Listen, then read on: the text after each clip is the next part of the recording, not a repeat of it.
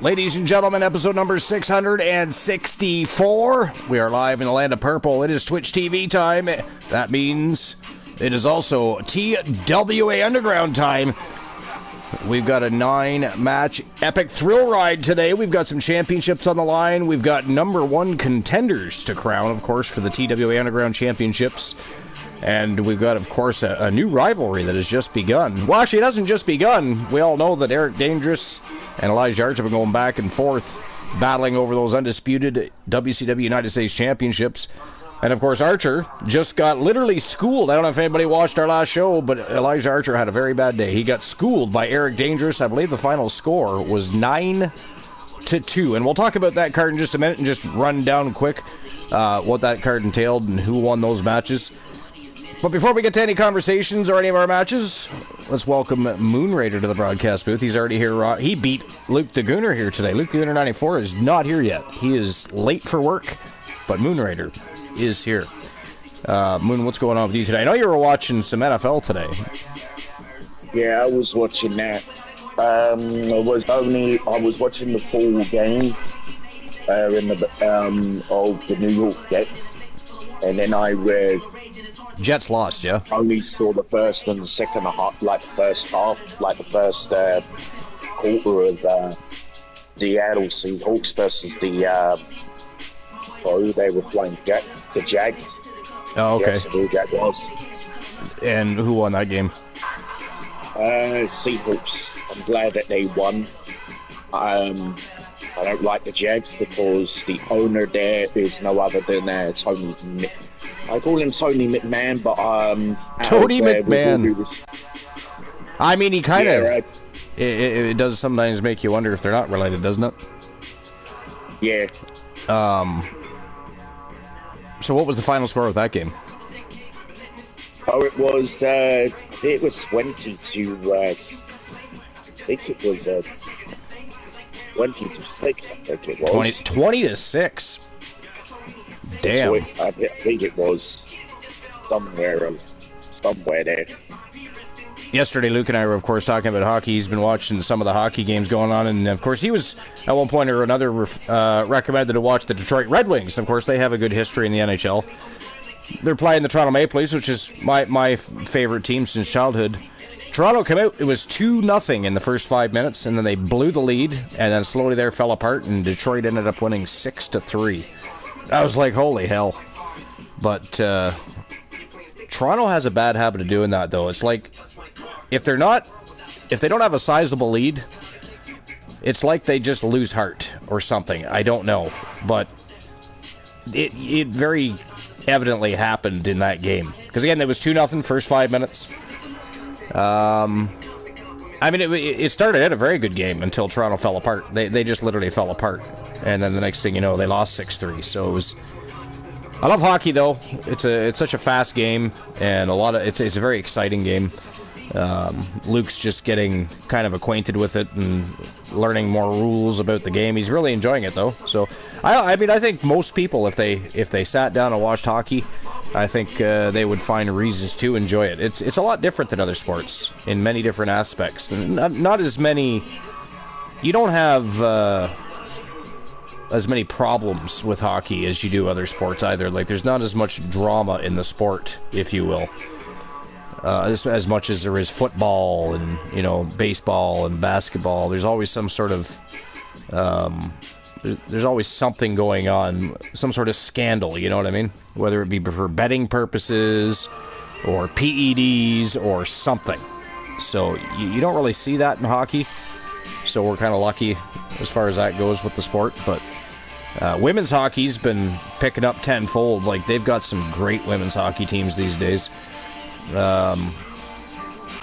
Actually, sometimes the women flat out play better than the men, But I think that's the same with any sport, though. Look at pro wrestling. How many times have we seen the women dominate the show? With putting out better matches and better feuds and better storylines, etc. So it definitely happens in every sport, but yeah, I don't know. I've always been a hockey fan. I mean, I'm Canadian, so there's that too, right? Even though Gary Bettman tries to market it everywhere but Canada. Gotta love that. We're still waiting for Quebec to get another team. We're still waiting for Hamilton to get a team. Like, there's teams, there's cities that should and could have teams, and they just don't get them for whatever reason. But, well, not for whatever reason. It's because Gary Bettman still believes the market's in America. Even though quite often whatever city he puts it in fails. For instance, they want to put another team back in Arizona. You know, it already failed twice. You know, they went from the Phoenix Coyotes to the Arizona Coyotes to they weren't there anymore because they moved and became a different franchise in a different city. Now they want to put another team back there, and it's like, okay, so you want a third team when it failed twice, but yet Canadian teams that are raring to go with a huge fan base can't have a team. It's just, I don't know. Stuff like that aggravates me and pisses you off about the sport. But, I mean, at the end of the day, not much we can do about it. At least not until Gary Bettman is out there. I'm hoping the people that take over for him don't run things the same as he has, but we will definitely see what happens with that. Was there any football games on today besides American football? Was there any, like, did Tottenham play or Arsenal or anybody? Oh, they won't be playing. Those football clubs won't be playing until next weekend. Oh, that's right, because they're in an international break, right? That's so early in the season for international break. Like, what the hell? That's kind of weird when you think about it. Like, why are they doing an international break? So, like, they just started their season. How many games have they played? Not even 10. Not even 10 games in, and they got an international break. Hypernate Raven, Hitman, I see you too. Mufasa is in the house. Sorry about the delayed start. I ended up having family stop by. It is Thanksgiving weekend here in Canada.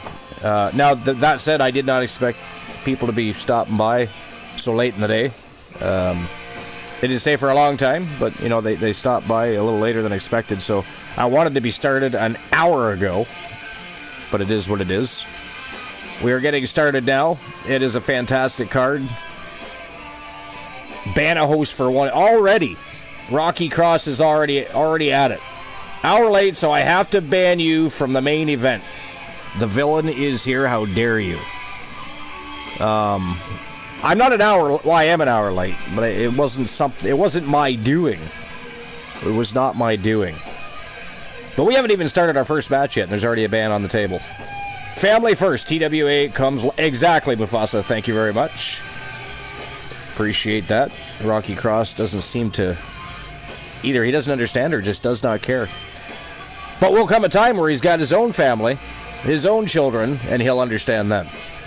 You know? I definitely can't put TWA ahead of family. Mufasa hit the nail right on the head. So, but, no, we got a great show today. Again, we've got some championships on the line. We've got #1 contenders to crown for the TWA Underground Championships. I'll tell you, Halloween Havoc's going to be a busy day for some of our champions because we do have some double champions. And when it comes stream preview time, well, if they have world championships, they've got to defend those titles. It's just the way it is. I know Jack Stone is going to be fighting a couple of times at Halloween Havoc. Queen Dust is going to be fighting a couple times at Halloween Havoc. She is a double champion, of course. So, I mean, it happens, right? But they are fighting champions. They understand it. Some champions don't understand it. Some streamer teams don't understand it, you know. But it is what it is. If you've got championships, you've got to defend those. You got to be a fighting champion, you know. And our world champions don't exactly defend their titles every single show. So when a stream preview comes around, it's time to pony up the dough. It's time to put those titles on the line. But yeah, so we got a great show planned for today. I've got a list to run through at some point if we get to it. Last time we didn't. I mean, we had a lot of conversations on the last time. Mostly all revolving around the same things, too. Football, hockey, a lot of sports talk, because a lot of sports have, like, some sports have just started, right? Basketball's just getting underway. Hockey, NHL's just getting underway. I mean, NFL's about to wrap their season over the next couple of months and start heading into Super Bowl, the Super Bowl playoffs. So, you know what I don't get about basketball and football is why they don't have better trophies. Their trophies are dead ass. So's baseball. Have you guys ever seen the World Series trophy? It's like you play all year long, to win that thing, it looks like something you'd buy off of Temu. Seriously. Look it up. If you've never seen it, Google it. World Series trophy. And even the Super Bowl trophy is a pedestal with a football. And the basketball trophy is not any better. They're just, I mean, if you compare it to CFL football, the Grey Cup, which is over 100 years old, it's a beautiful trophy. The Stanley Cup is a beautiful trophy. You know, and then you've got some football trophies over in Europe and the UK that are beautiful trophies. But then you look at American football and you look at basketball and baseball, and they've got these. I mean, I understand, you know, it's more than just about the trophy. But I don't know. I just thought if you're going to have a professional team, I guess maybe it's because I was introduced to hockey first, and I've always really liked their trophy. I mean, it's a beautiful trophy, and it is ginormous because every year they add teams and team names to that Stanley Cup. So every once in a while, a new ring has to be added to that trophy. So if I'm not mistaken, they might be getting ready to have a second trophy. So the original will stay in the Hall of Fame, and then they'll have a new one to start. Because eventually they run out of room, and they can't just make it, you know, they can only make that thing so big before it would look like they were carrying a tree around the ice after they won it. So, but yeah, not like Mercedes Moné, who defends every 2 months. Yeah, and that's only the TBS title. The other championship she keeps collecting from the Indies doesn't get defended ever. Ever. Rocky says, family always comes first. But yeah, you banned me from the main event because I was an hour late. How dare you? How dare you? But yeah, so other than watching football, did you do anything interesting today at all, or anything new and exciting? Was basically booking my house show, which I might be doing that tonight, yeah?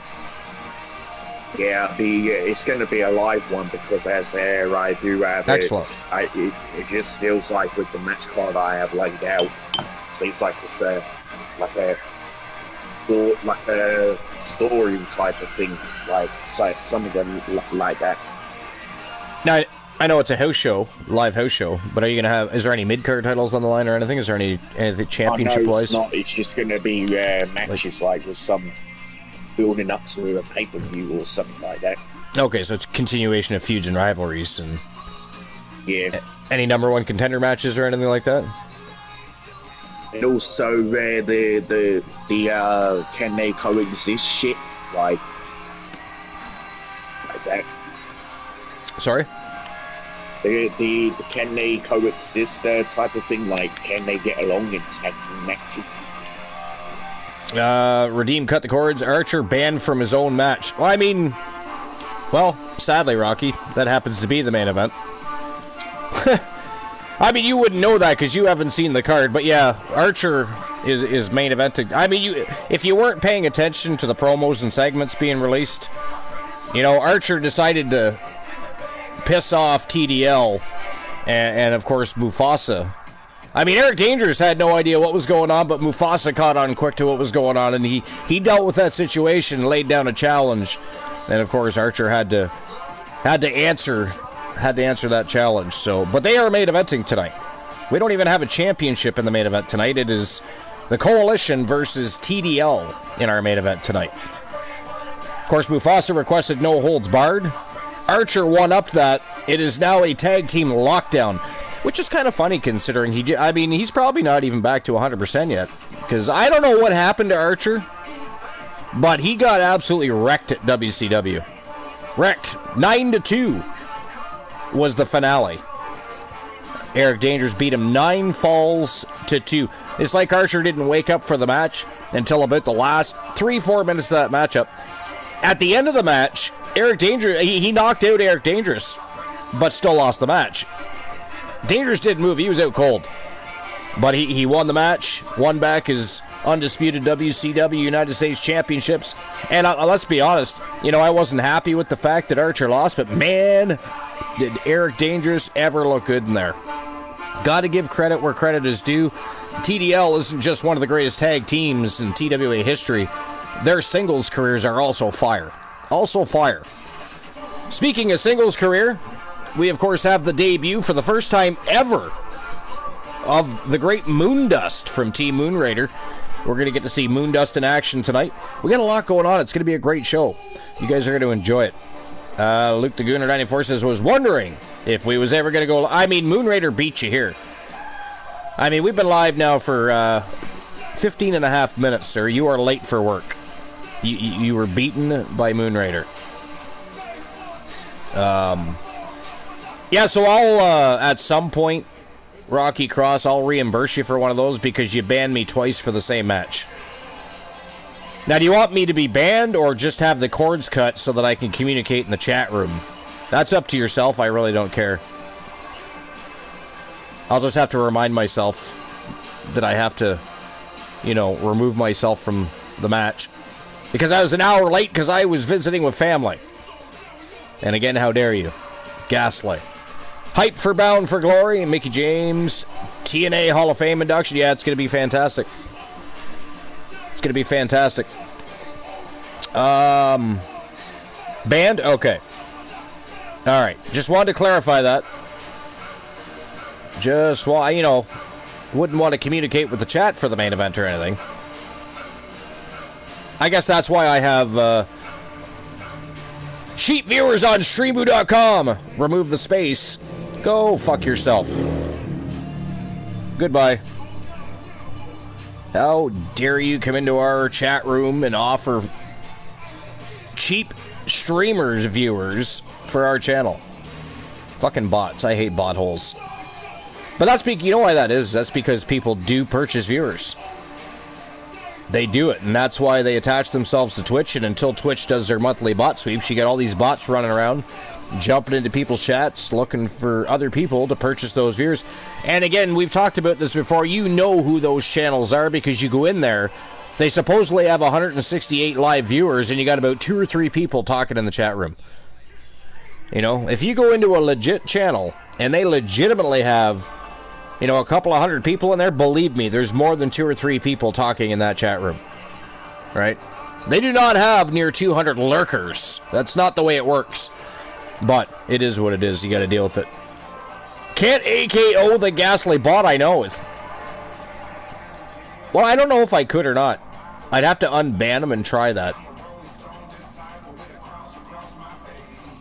Let me try it. Maybe I don't have to unban him. I might be able to do it with him banned. Who knows? What's it? Stylish Monastery CB? We're going to find out here right now. Where'd it go? Stylish.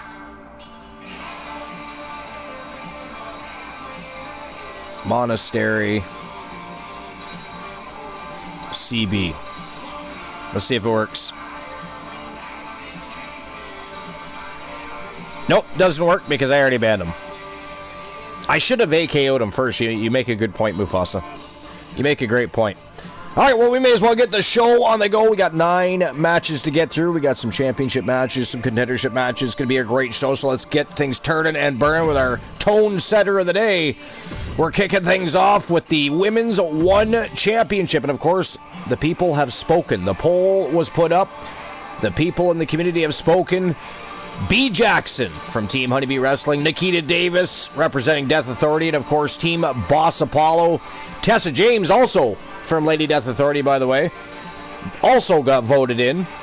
They're going to be trying to dethrone Melissa Archer and taking that one championship away from her. Can they do it? We're going to find out in a few moments. But B. Jackson, Nikita Davis, and Tessa James, that makes a very full dinner plate for Melissa Archer. It's one of those times you really don't want to be a champion. When you got to go, it's bad enough when you got to face one of them, one-on-one. Nikita Davis, Tessa James, she has to take on all 3. But it is fatal 4-way elimination for the Women's TWA One Championship. That is next. Let's turn and burn.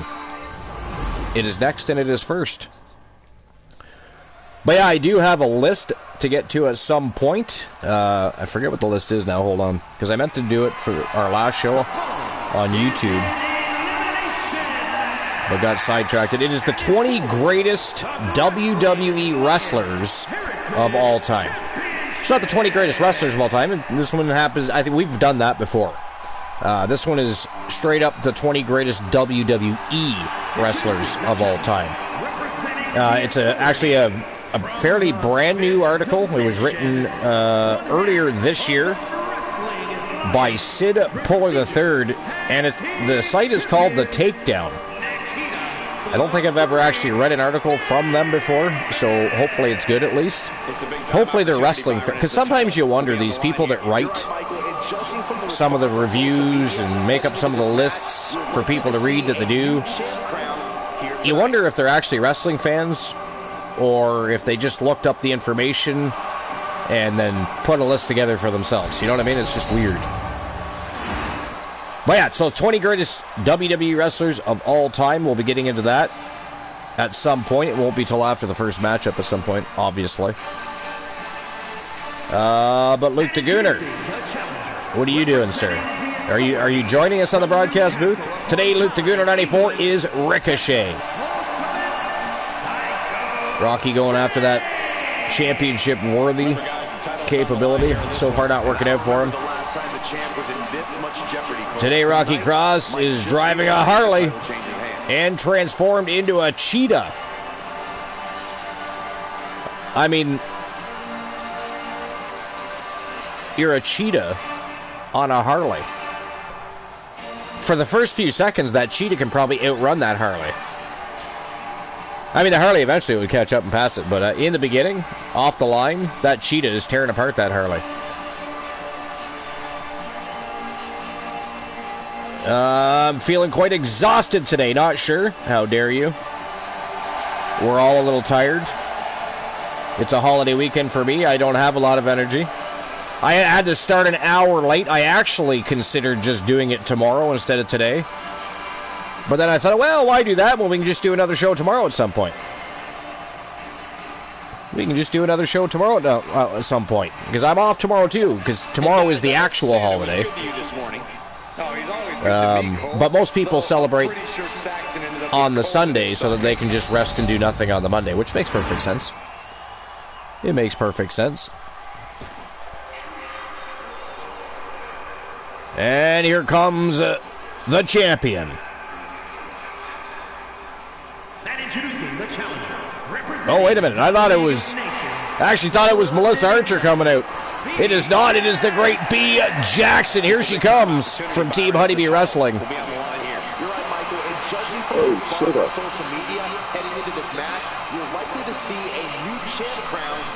She took a brief hiatus. She returned with a new look, new attitude, and she is pissed right off about a lot of different things. There's a whole slew of things she's very upset about, and she tends to deal with business in her own way, her own manner. But of course, today she was voted into this matchup by the community members after a poll was put up to see who would face the new... Well, I guess she's not the new one champion. She's already defended it one time. But she is the reigning defending one champion. But when I first saw the entrance start, it looked like, kind of looked like the beginning of Melissa Archer's entrance. And then I quickly realized, nope, that's different. That is B. Jackson. Yo, Rex, what's going on? What's up? TWA Underground, sir. Episode number 664, sir. That is what's up. What's up with you? What's new and exciting? Anything? Welcome in. Appreciate you being here. Luke says, yeah, I guess so. Yeah, how dare you? We're tired too, Luke. You can join us on the broadcast booth and be tired with us. Now the champion is coming. She is the reigning, defending TWA 1 champion representing the Wolfpack Gals. I still remember how shocked people were when she joined the Wolfpack Gals. Nobody expected Archer's wife to join the Wolfpack Gals. But she did. She decided to take a different path. Rather than just joining the coalition, which she could have very easily done. But on Archer's side the whole time, she decided to carve her own path.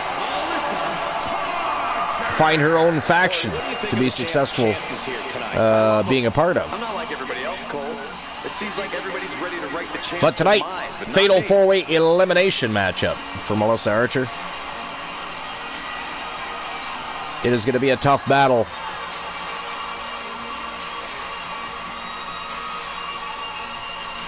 Also, guys, I would say that competing on Christmas has to be a tremendous thrill. Tessa James, B. Jackson. On such a special evening.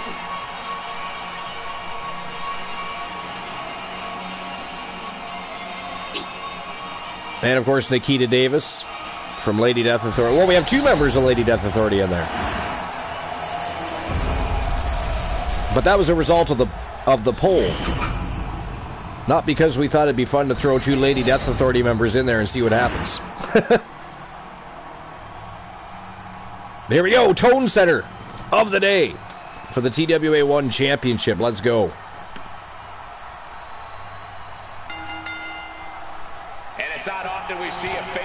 But anyways, Luke, what have you been doing today? Anything? And why are you so tired? Were you up early? Did you stay up too late? Were you chasing women around the block again? How dare you, sir?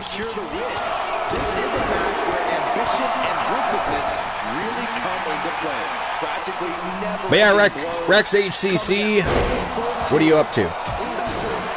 How was your day? What's going down? Bit of a busy weekend for me. Like I said, it is Thanksgiving weekend here. Our Thanksgiving's, of course, different than the American Thanksgiving. Ours is all surrounded around the harvest season. So it's quite a bit different. Held for a different purpose. Held at a different time of year. Swing that chair as freely as you want, but be prepared to feel it swung back at you sooner rather than later. You've been up for 30 hours and you're not tired. 30 hours? What in the blue hell would make you want to stay up for 30 hours straight? Good Lord. I know I got awards there, been up for 30 hours, round about before. Fucking hell, I would not even make it 30 hours. I'd be sleeping on my feet.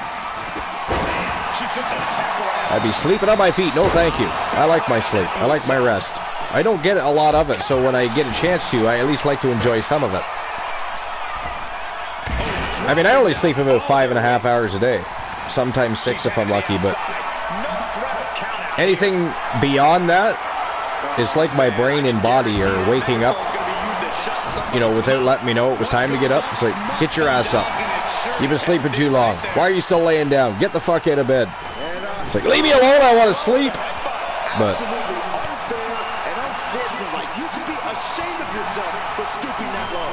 I'll probably be up a little later tonight too, just because it's my last day where I can actually stay up a little later. Plus, I will be watching TNA Bound for Glory later tonight. I won't be watching that live.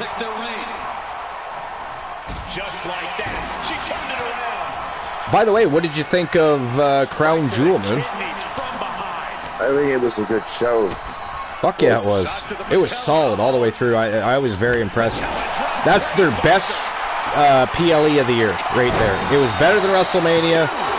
Anything. It was almost better than WrestlePalooza, a.k.a. Crapalooza, Stinkapalooza, Epic Waste of Time Palooza. I mean, I could think of a lot of things we could call it. It certainly wasn't WrestlePalooza. You know? The whole fucking event, I'm waiting for these surprise events to be happening throughout. There was no surprises. I mean, unless you count Stephanie McMahon being announced as being inducted into the WWE Hall of Fame. I don't think anybody was surprised by that. You know? Stephanie McMahon most certainly deserving of being in the Hall of Fame. You know? It's probably better now, too, that it's not McMahon-owned.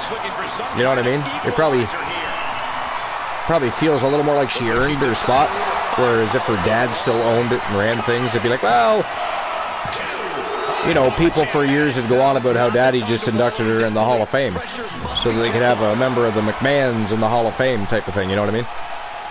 She made it in before Vince did. I got a question. I'm not entirely sure of the answer, which is strange. You think I would know. But is Vince McMahon Sr. in the Hall of Fame? Because he really should be. I couldn't remember if he was inducted or not. He most certainly should be. He most certainly should be. But, yeah, I don't know. I'd be interested to know. Luke still has not arrived to work. He is late. He's probably fucking making popcorn. Luke and his popcorn. He loves his popcorn. And instead of pouring it in a fucking bowl and eating it, he's got to like rustle that bag around and make sure you know he's eating fucking popcorn. It's like, what are you, 5? Come on. Vince's dad is the first member in the Hall of Fame? Is he? The very first member ever? You think I'd remember that? I literally couldn't remember if he was or wasn't. I didn't know for 100%. I felt like he was, but I wasn't entirely sure, you know what I mean? But he should be in there. I don't think we'll ever see Vince McMahon inducted into the Hall of Fame. I'd be very surprised if that ever happened. After everything that's happened, etc. Wow, B. Jackson's been eliminated. Holy shit. AKO to Tessa James. It is down to Nikita Davis and the reigning defending champion. Wow. Nikita Davis just did a backflip dropkick off of Melissa Archer's chest. Luckily, she was close to the rope, so that wasn't really exactly high, you know, not necessarily overly impactful.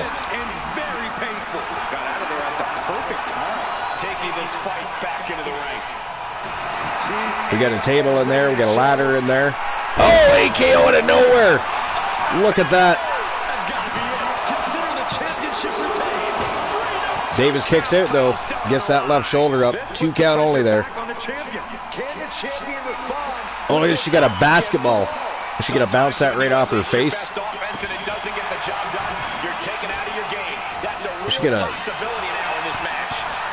She did not do anything with that basketball.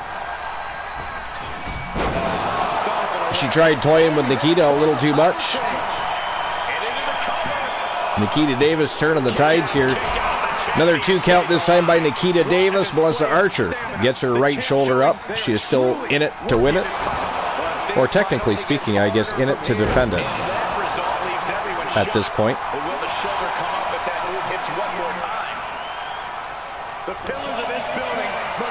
Ooh, nice reversal. Nice little hip throw there by Melissa Archer.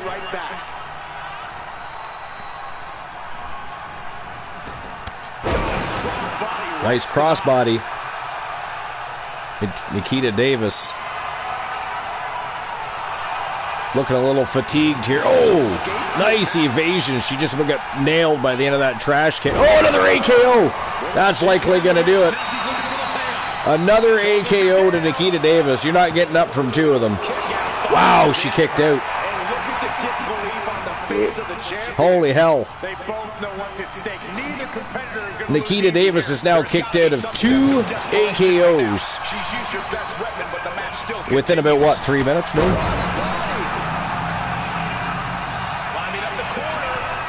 Champion's going upstairs.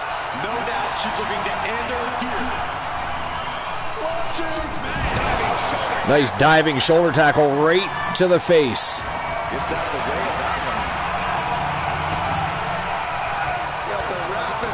Wow, series of elbows at the top of the head. 3 of them. Shades of Dusty Rhodes there, the American Dream. A little homage there from Melissa Archer. Wow, big boot. Right to the chesticles. Down goes the champion. Melissa Archer kicks out again. Infinite Odie's in the house. Howdy. Oni says Andre the Giant was the first one to be in. I thought so. Thank you, Mufasa, for fact-checking that. Wow, that is it. That is all, ladies and gentlemen. The winner of the match and your new TWA 1 champion representing Team Boss Apollo and Lady Death Authority. She is also one half of the TWA Pride Tag Team Champions. Nikita Davis, ladies and gentlemen, your new TWA 1 champion. Congratulations to Lady Death Authority and Team Boss Apollo. TWA Underground Championship match, January versus Queen Dust or whoever is champion. Yeah, because that championship won't be defended until Halloween Havoc.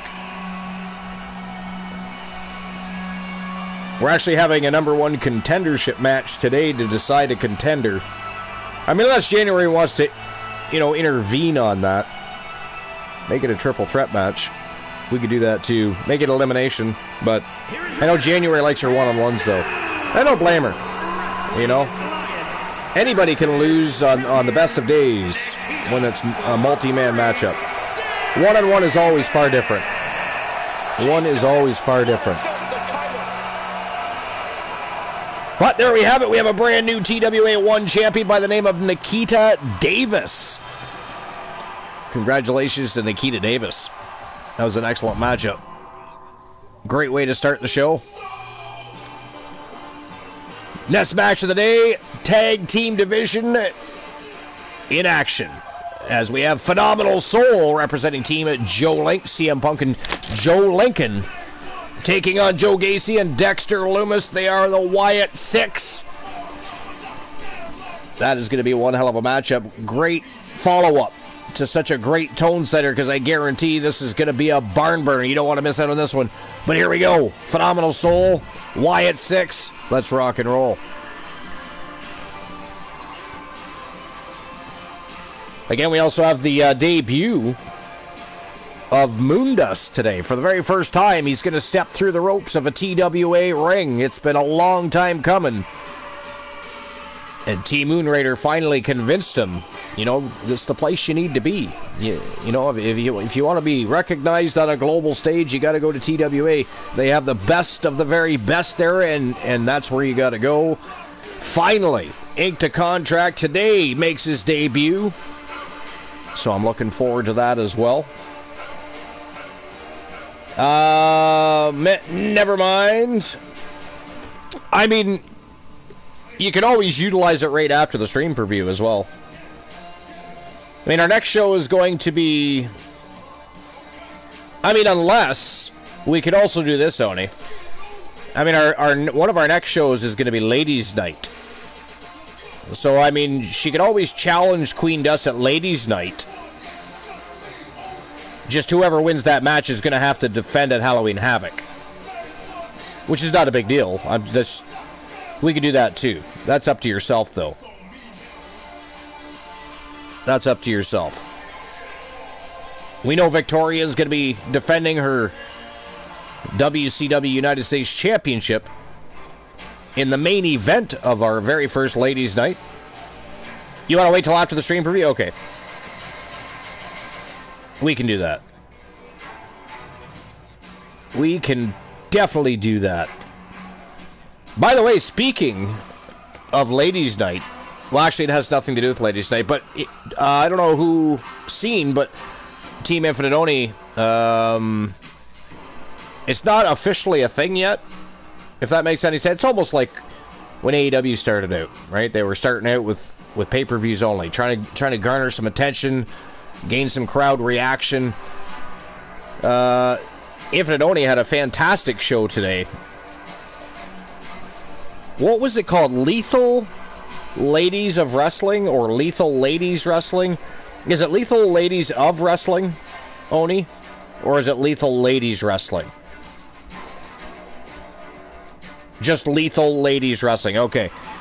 What a fantastic show. I was there for the entirety of that. Had a really good time. The arena was phenomenal, and the action was second to none. So it's an all-women's promotion, much like, Honeybee Wrestling's promotion, HCW, much like EVW was. But I'm telling you, what I saw today from Lethal Ladies Wrestling completely blew EVW out of the water. Blew it out of the water. Fantastic show. You definitely want to go check out the VOD for that if you haven't already seen it. It's co-owned by Honeybee and I, not set in stone. Yeah. Well, actually, I didn't know. That's new information for me. I did not know it was co-owned by Honeybee, so that's awesome. So that automatically brings a lot more prestige to the promotion, if you will. Right? You got two great promoters running one promotion. That's phenomenal. I did not know that. But I knew nothing was set in stone completely. Again, they're looking to garner some attention, a little bit trying to attract that crowd. But if they continue running shows like they had today, that is not going to be a difficult thing to happen. Not going to be difficult. What a show it was. Great time. Melissa Archer was over there today. No wonder she lost her title tonight. You know, she had a great matchup over in LLW today. Hopped on a plane, headed to the TWA Underground Arena, and, well, I mean, let's face it, she put up a good fight. She AKO'd Nikita Davis twice, but somehow it was not enough to keep down the gargantuan Nikita Davis from Lady Death Authority, and we ended up with a brand new TWA 1 champion. But here we go, next match of the day. Again, Phenomenal Soul, the Phenom Joe Lincoln from Team Joe Link, and CM Punk, Team Glenola's favorite wrestler ever. He's probably listening, and he's probably thinking, fuck you, Archer. How dare you, sir? Taking on Wyatt Six's Joe Gacy and Dexter Loomis. Let's keep the ball rolling, shall we? Keep that ball rolling. But what did everybody else think of Crown Jewel? Who saw Crown Jewel?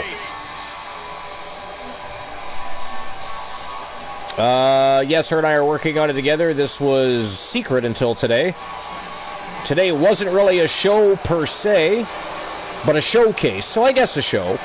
I still haven't eaten, so waiting on... Okay. What are you having, by the way? I haven't eaten yet myself. I mean, I had a sandwich earlier. It was a fairly large sandwich at that. But I'm still hungry. I don't know what's been going on, but for the last almost week, I have been so hungry.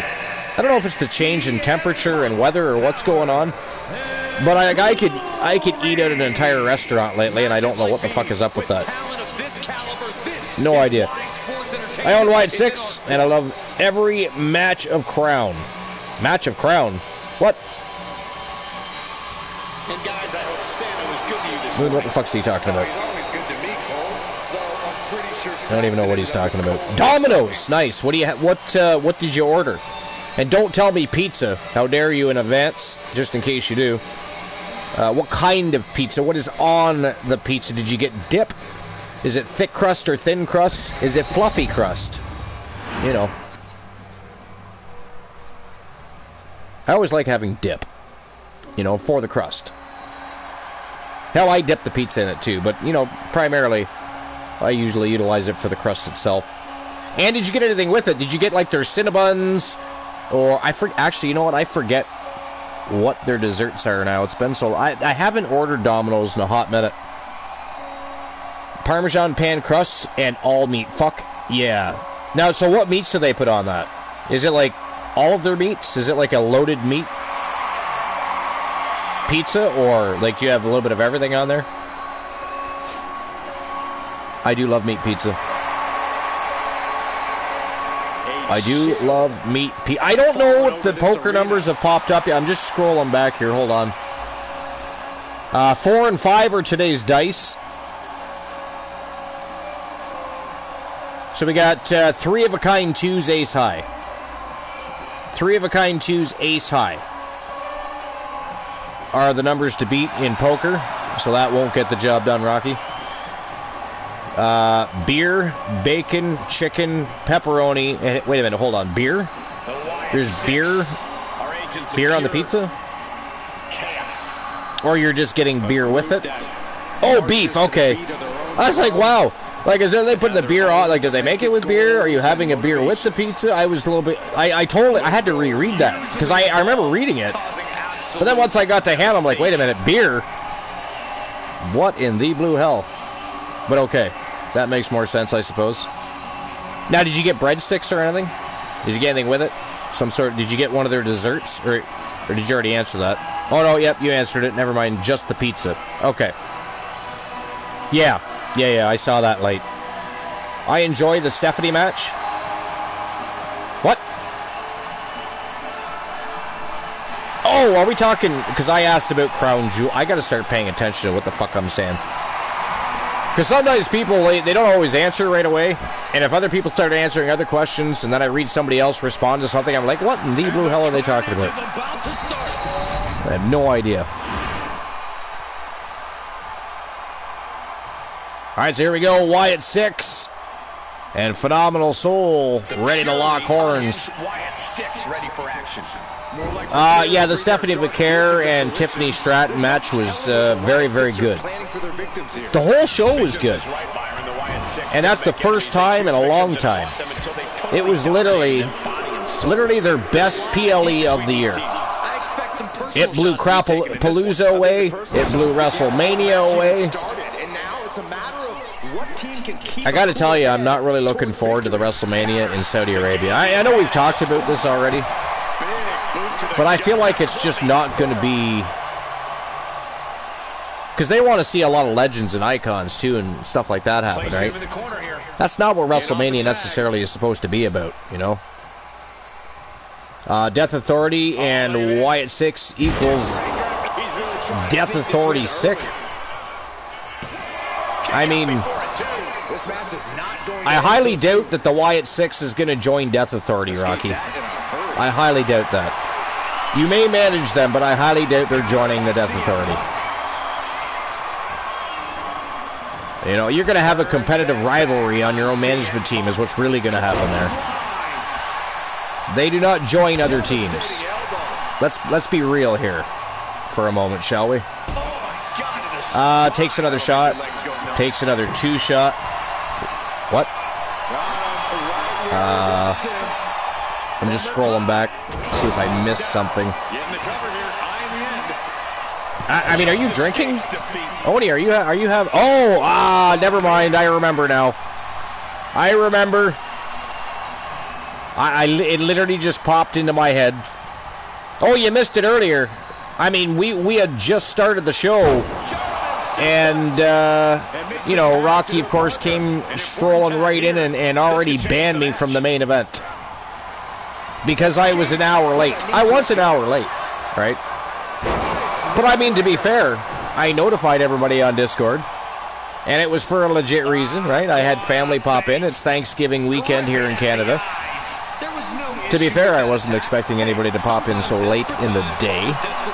So there is that. And I'm a little annoyed that I had to start an hour late. But, you know, it happens. It did happen.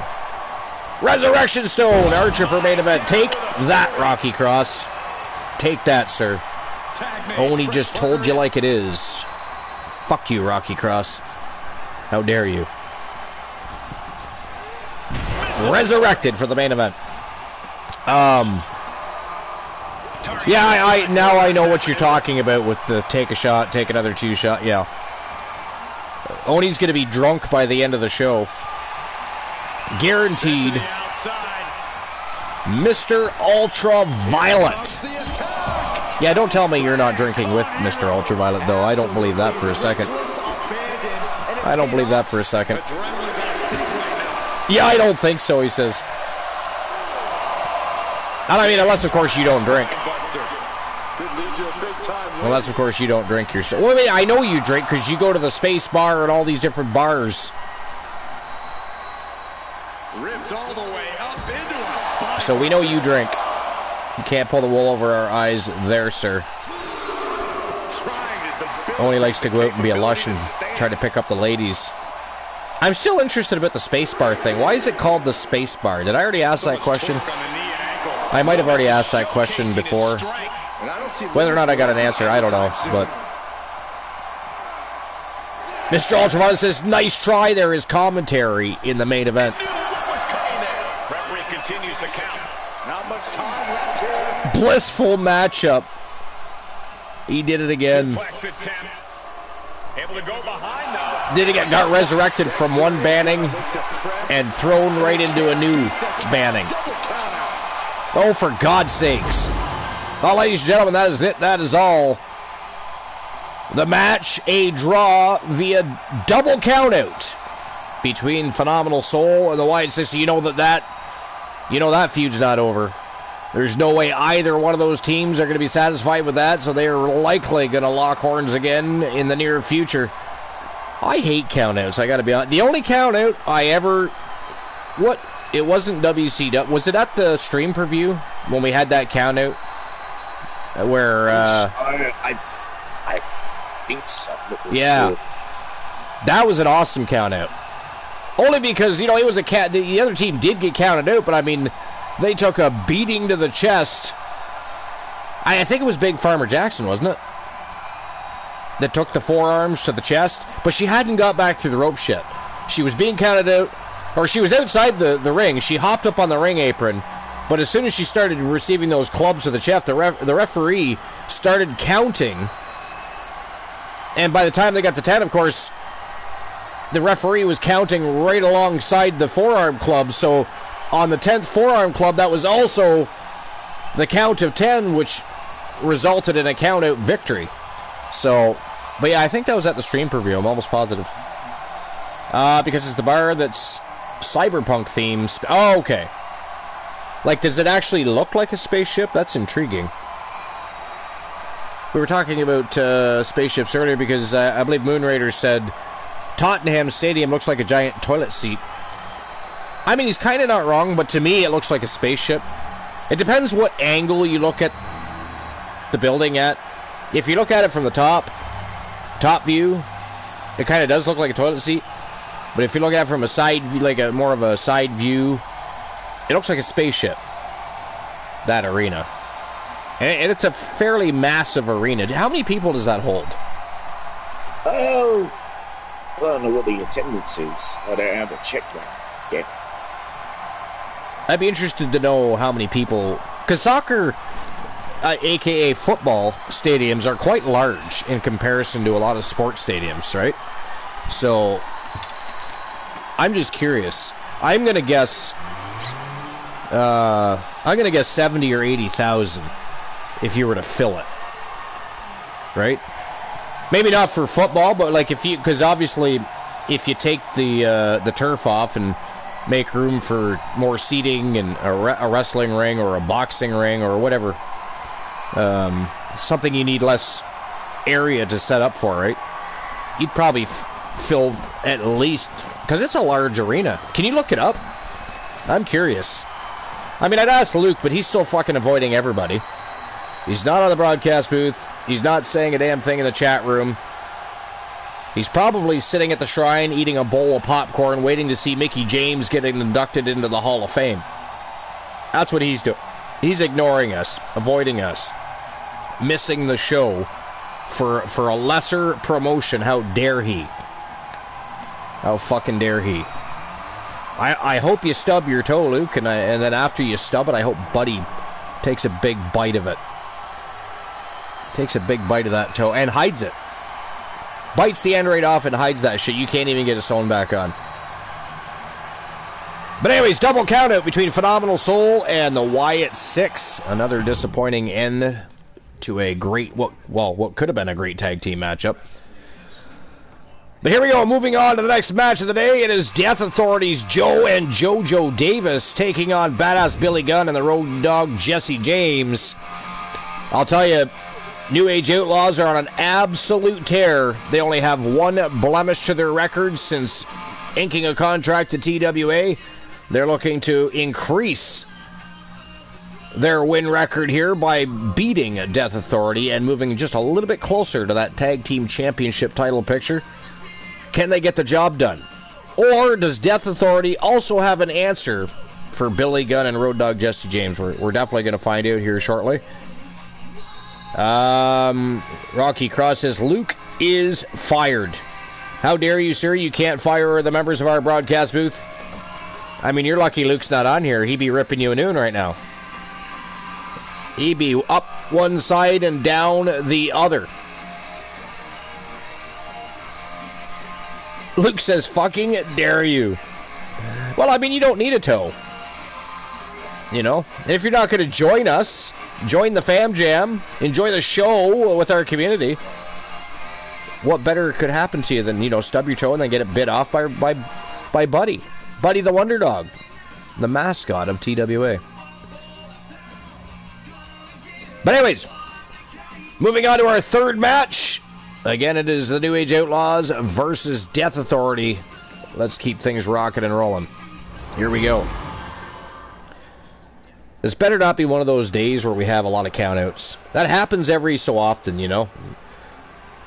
You're in the middle of a show and, you know, 5 of your 9 matches are countouts. Your ass better call somebody! Time to step into the doghouse. Always loved the New Age Outlaws. Infinitely says, stop ruining our main events! You damn right. Odie, not a fan of Redeem TWA in your house match. Rocky Cross versus New Jack. Rob Van Dam, the Sandman, Bubba Ray Dudley, Devon Dudley, Cactus Jack, and the last person of Archer's choice per Mr. Ultraviolet. That's a hell of a match. That's some anger right there. You know, when you've got a member of management booking a match like that, you know somebody's in the doghouse. No pun intended. You know, with Road Dogg being out there and all. But goddamn, Oni, that is savage. Straight up savage. That is straight up savage. Doesn't forget his line.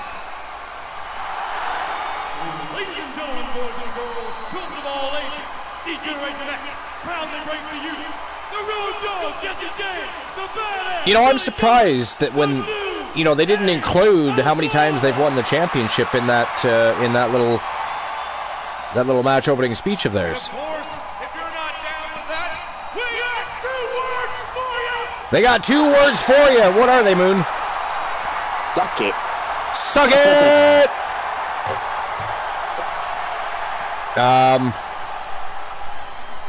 That's not all. There's the dice numbers again. In case anybody missed it earlier, 4 and 5 are the dice to beat. And here comes Death Authority's Joe and JoJo Davis. Why does Death Authority always have to bring that piece of shit into the arena? Imagine being the people in the crowd with front row seats. You pay all that money to get choked out by an exhaust pipe. Or the lack thereof. Probably the lack thereof. I mean, don't get me wrong, it's kind of a cool looking car. It looks like something straight out of Mad Max. But goddamn, look at the smoke rolling off that thing. The fumes. Reigning defending TWA World Tag Team Champions, our Death Authority. Can they defeat the New Age Outlaws? Again, the New Age Outlaws have 1 blemish to their record, and it was via countout.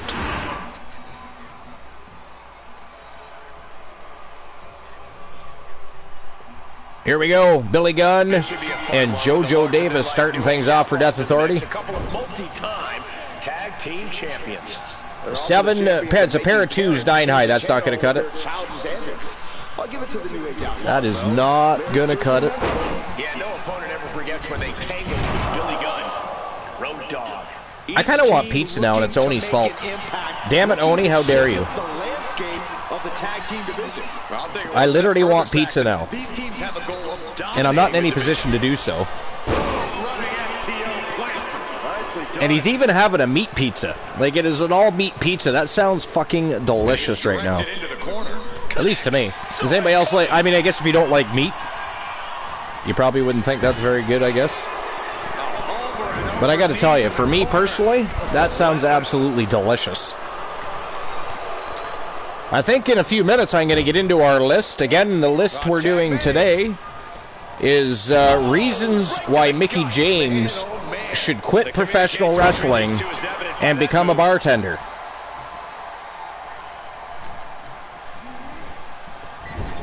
Well, Luke's definitely not on the broadcast booth. Now let's see if he's in the chat room. Driving down with the axe handle. Tandem Nothing from Luke. Luke is ignoring us, guys. Luke is not paying attention at all.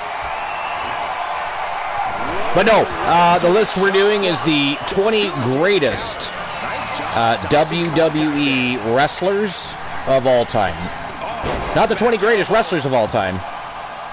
Although that'd be an interesting list too. We have done them before, but now that time has gone by a little bit, because it's been a while, it's been a hot minute, it'd be interesting to see if there was any newer lists for the 20 greatest wrestlers of all time. But this happens to be the 20 greatest WWE wrestlers of all time, and we're going to get into that in just a few moments. Chair shot right to Rocky Cross's face. Damn, savageness. I mean, between Infinite Oni and Mufasa, they're going to try and run Rocky Cross right into the building today. Two of our management teams that are not happy with the interruptions of the broadcast booth during our shows.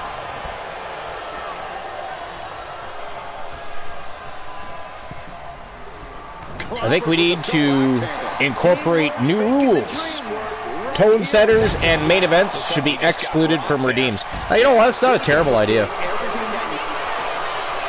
That's not a terrible idea. Because then you got to really think hard and pick and choose which matches in between the tone setter and the main event that you want to, exclude the members of the broadcast booth from. That's a pretty good idea. Rocky Cross gets up from that chair shot, drop kick to Mufasa. Damn. Missile drop kick right to the sternum. Down goes Mufasa hard to the mat. Ooh! Oh, Mufasa. You had to go there. Oh, damn. Oh, God. I mean, Rocky just got nuttered. And I got to tell you, that you don't have to actually feel that for that. You just got to hear that for that to hurt, right? Let's be honest. You don't even have to hit nuts, right? You know what I mean, Moon? You don't have to hit nuts for them to hurt. A stiff breeze on a windy day blowing in the wrong direction can hurt your balls. A little flick would hurt the balls. It just, owie. Just hearing. I remember watching, I forget what movie I was watching one time, and they literally drove a nail through the guy's nutsack, and I thought, I literally had to get up and go to the bathroom. And just take a walk, because it was like, say, what did I just watch? It's just gaslight. Super punch to Mufasa. I mean, we got a whole brawl going on in here. I mean, I have fun with the villainy, but please be considerate. Fair enough. I think everybody understands that. Why everybody but Rocky Cross? He just likes to be a straight-up villain. A straight-up villainous troll, actually, is probably more accurate. Villainous troll, to be fair. But yeah, Nutter. Oh, boy. Nutters are never good. I mean, specifically if they're happening to you, right? Specifically if they're happening to you.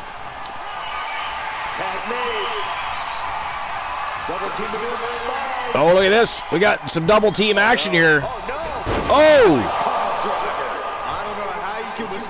Pile driver by Billy Gunn with some help from Road Dogg Jesse James.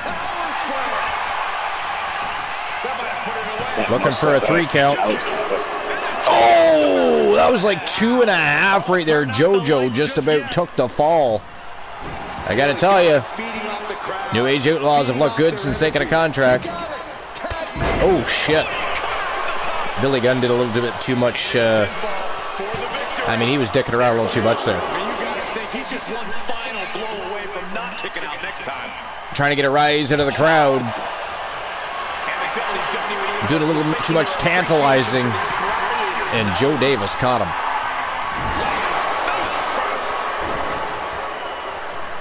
Oh, look at this. He's going coast to coast. Oh, right in the face. Billy Gunn went down hard. Well, technically speaking, he was already down, but he got bounced off that turnbuckle. From a coast to coast. From a very large man by the name of Joe Davis.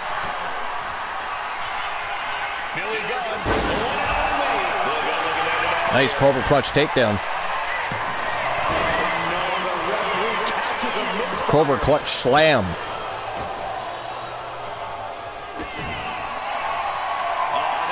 Oni says if there's one good thing to say about Rocky, it is that he is active. Yeah, he's very active. He's very active. And has done a real good job at building Death Authority. They work very hard on their faction.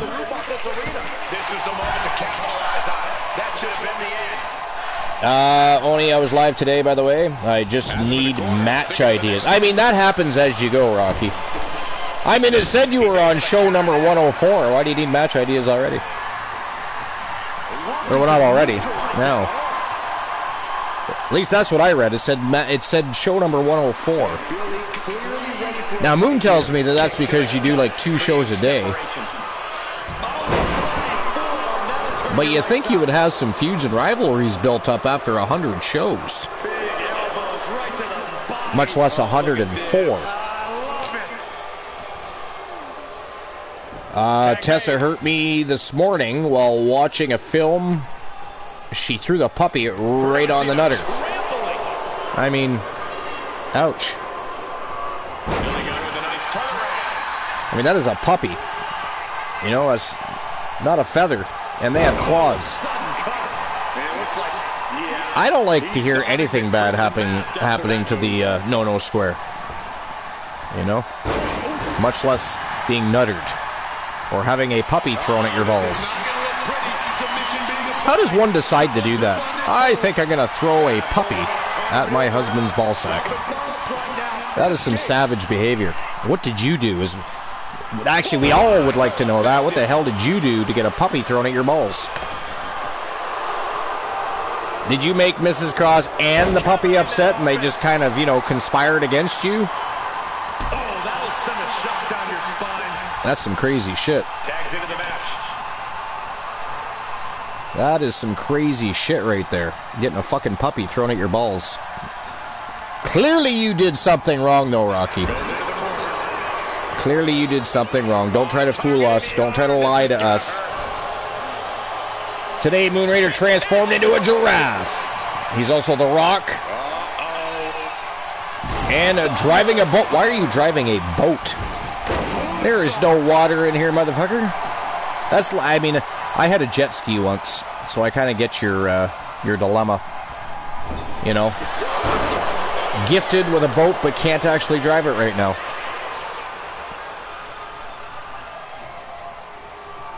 Looks like we're taking a ghastly ad break to all you non-subscribed members. Again, don't forget, if you are an Amazon Prime subscriber, you do get your Prime membership that you can utilize on any channel of your choosing. Should you have it, you can definitely feel free to use it on our channel so that you get ad-free viewing, access to emotes. Well, that's about it, really. That's about it, really. Mickey's induction is right now.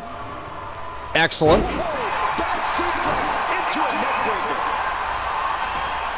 We knew you were... I literally just said to Moon that's probably exactly what you were doing. I thought they would do it when it starts. Well, no, the Hall of Fame is never during the show. They wouldn't do that during Bound for Glory. Oni Shinobi FU in the house. What's going on, Oni Shinobi? Welcome in. Ads? What's an ad? Exactly. Gunnar says, hardcore country. She must be making her way to the ring. Replying to Rocky. What? The muscle memory's got to be taken over now. Pure instinct to kick out before 3. Why does it say replying? Set right into the corner. Instead of redeemed. That's weird. But anyways, 42% one championship worthy. No dice. Been here hanging out since the start. About to head out the door soon, however. Well, I appreciate you being here, sir. I saw you live earlier, but it was actually Thanksgiving weekend here. So I had a lot going on. I really wasn't really on Twitch or YouTube or anything much today. But I will definitely check out the VOD. I will definitely check out the VOD, because I have no idea what happened today at OFW. I have no idea. So I'm going to have to go check it out. I'll probably do that while I'm watching Bound for Glory later. Yeah, apparently Rocky Cross doesn't understand that. Motherfucker banned me from the main event because I was an hour late. I was an hour late due to family visiting. Even notified the Discord community before, before not just showing up at the scheduled time that we had. Then later he says, I understand that family comes first. You understand family comes first, and motherfucker banned me from the main event for being late. How dare he? But yeah, I'll definitely be checking out OFW. I want to know what happened there today, so no spoilers. Not that you would give me spoilers anyways. But if anybody else watched it today, do not spoil the show for me. I do not want to know until I watch it for myself. Normally I know what's going on in OFW. I literally don't know what happened today. At all. How dare I not know what's going on with OFW? Disgusting. Ghastly. Grotesque. Oni Shinobi, if you should ban me from watching his show for a day. Although he's not Rocky Cross, so that's not going to happen. But, yeah. Me neither. You don't know what happened either? Or were you talking about something else?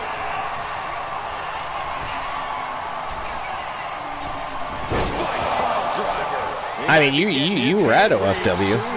You know, you happen to be the you own the promotion and broadcast it. Wow! Holy shitballs! They did it again, ladies and gentlemen. The winners of the match: the Road Dogg, Jesse James; the Badass, Billy Gunn; the New Age Outlaws with the W over Joe and JoJo Davis from Death Authority. Congratulations to the New Age Outlaws. Holy shit. I'm telling you, the New Age Outlaws are beating everybody. Again, they have one blemish on their record, and it was a countout. Only one, and it was a countout. Nope, I never know what's going on. I am just the puppet master. Fair enough. Fair enough, I can understand that. Kind of the same thing happens around here. You never know what's going on around here. Even if the odd chance I do get to book a match, something crazy always happens. You know? And either it's not the match I actually booked, or, you know, it just doesn't turn out the way I anticipate. Something goes wrong. But yeah, I know what it's like to be a puppet master. Nobody tells me anything. I just run by the seat of my pants. 31% tag team championship worthy. 97% one. Getting up there in numbers for the one championship. So again, congratulations to Billy Gunn and Road Dogg Jesse James, the New Age Outlaws, with a big victory over Death Authority, who, by the way, are the reigning defending TWA World Tag Team Champions. It's going to be really difficult to keep the New Age Outlaws out of the championship title picture now. You know what I mean? They have beaten the Coalition. They have beaten Death Authority. They have beaten Team Arsenal. They are on a fucking tear, and they are headed for gold. Crazy. Crazy, but not so crazy all at the same time, right? Because everybody loves the New Age Outlaws. We all want to see the New Age Outlaws win, except for when the Coalition is in there. Because motherfuckers, you know, 2 times in a row, the Coalition faced the New Age Outlaws. The Coalition was actually doing very well in there. In comparison to some of the other teams that have faced them, The first time, Ethan Page gets counted out. The second time, Archer gets counted out. It's like, what in the blue hell? Why? Why? Now, of course, Archer's preoccupied with a feud with TDL and Eric Dangerous. Again, for anybody that didn't see WCW, Elijah Archer got completely schooled by the former undisputed WCW United States champion Eric Dangerous. Final score was 9-2. I mean, Archer just is like he didn't show up for the match. You know, completely underestimated any efforts or possibility that Eric Dangerous might actually win those titles back. It was nuts. Craziness. A pair of aces and a pair of threes. 2 pair does not beat 3 of a kind. Got to keep going. Got to keep trying. I actually got to see who I am for the day, what animal I am, what I am driving, and a bunch of other stuff. I have not done that yet, so I'm going to do that in a few moments. Everybody else is ahead of me in that aspect. And then we're going to, of course, also be getting our list of the 20 greatest WWE wrestlers of all time. And it's actually a list from this year, so it should be interesting. Also interesting, because I have zero clue. I've never read any lists or any articles from the site that I'm reading it from. So, I mean, we'll know right away anyways if we should read lists or articles from their site again, that's for sure. Pair of fives. You got a pair of fives and dice. So Infinite Oni is now leading in the dice game with a pair of fives. Pair of fives. All right, let's move on to the next match of the day. Here we go. Matchup number 4, TLC Tag Team matchup. It is the Motor City Machine Guns taking on the Ego Club. Zach Payne and Dirty Dominic Mysterio versus Chris Sabin and Alex Shelley. 2 of the very best tag teams in the world going at it. TLC it is. What do you guys think? Who's walking out with the W here? Infinite Oni's on the broadcast booth. Welcome in, buddy. Hello. Do you have anything else you can tell us about your potential new promotion that you I mean, it had like an AEW style test run today, right? Because when AEW first started up, yeah, they basically ran PLEs trying to garner I don't want to compare it to AEW in any shape or form. But Tony Khan just got smoked by Infinite Oni. But fair enough. I completely understand that. I mean, I understand where you're coming from, but no. I mean, mostly because LLW will get more than 321,000 viewers for their show. That's what it is. I get it. But yeah, what can you tell us about it? Like, what is the overall thought? Because I got to tell you, I really enjoyed it. I thought it was great. I thought the arena was phenomenal. I thought it blew EVW out of the water, so there's that too. Yeah, no, I was just really good. I enjoyed the show from bell to bell. From tone setter to finale, it was really well done. I mean, it was really nice. It was really nice to see Melissa Archer pick up a win too. So. Yeah. Good thing she won there because she did not. So basically, it is ran as a separate universe. So, and you've heard me explain it. But for those who are not there, so basically, if this thing gets off the ground, TWA, all the other promotions out there do not exist in that universe. So it's like Marvel to DC type of thing. Yeah, okay. Well, except there was Captain Marvel, who is technically both. Yeah, kind of, sort of. They do both have a character called Captain Marvel, yeah. I mean, they're different, but same basic idea, though, yeah. See,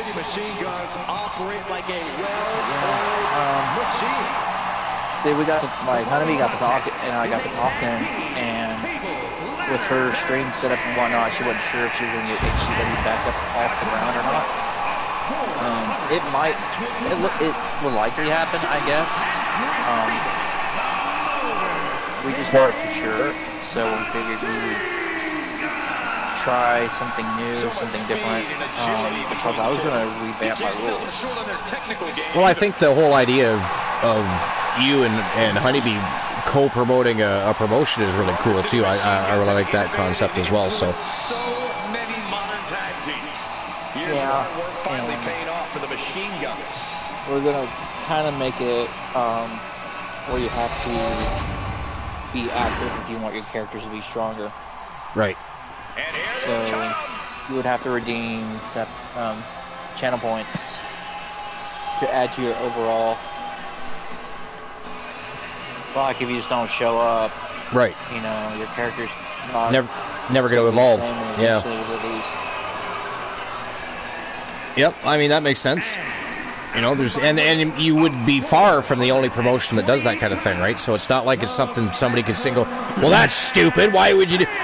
Do you know how many federations and promotions and/or promotions that you could join right now?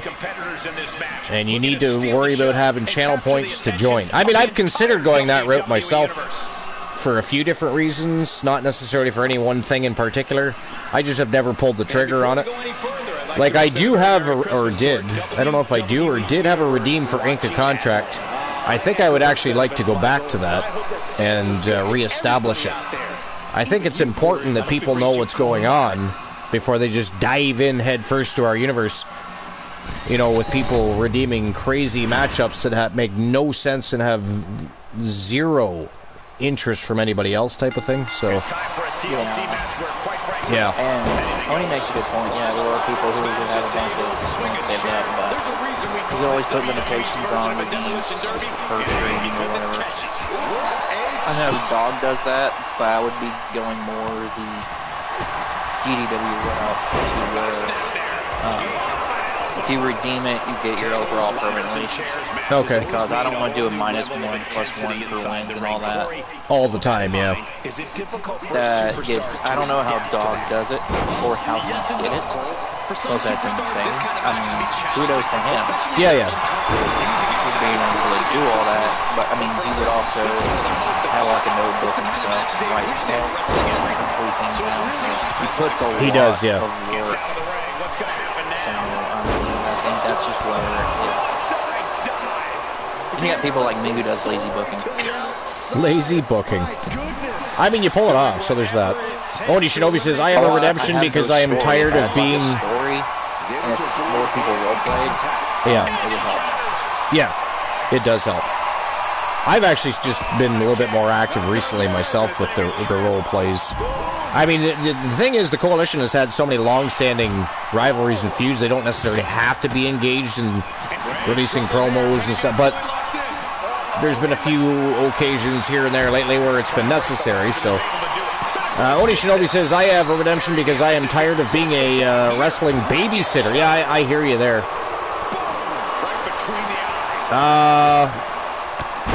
Does that say Casey? My eyes, I need glasses. What the fuck does that say? Casey SG? SG or SC? Either way. It would be up to Archer. Hey, how are you? My name is Casey. We are doing it fantastic, Casey. Thanks for being here. Appreciate you popping in. Welcome to TWA Underground. This is actually TWA's episode number 664 in total. We are on the road to our next big stream preview. We've also got another big event coming soon called Ladies' Night. It's going to be an all-women's event. It's going to be absolutely fire. We've already got a killer main event. But thanks for being here. Heading out to work. We'll keep you up at home to entertain the boys. Fantastic, Oni Shinobi FU. Stay awesome. Don't work too hard. And ask for a raise, sir. Ask for a raise. You work too hard, you need a raise. Take extra breaks, too, while you're at it. Take some extra breaks. Oh, wait, you're your own boss, aren't you? Are you your own boss? I know somebody in our community is their own. I think he's like a GM. Or something, yeah. So he can just take a fucking break whenever he wants. But anyways, and if anybody's not already following Oni Shinobi FU, make sure you do. He's got a great community, puts on some great wrestling shows himself. But have a great evening at work. Either way, Oni Shinobi. But yeah, back to LLW discussion. Yeah, I was going to say more about that. Just wanted to be like an alternative also. An actual alternative. Yeah, I mean, we're not going to try to compete with PL promotions. There's just no way. We appreciate you, Oni Shinobi.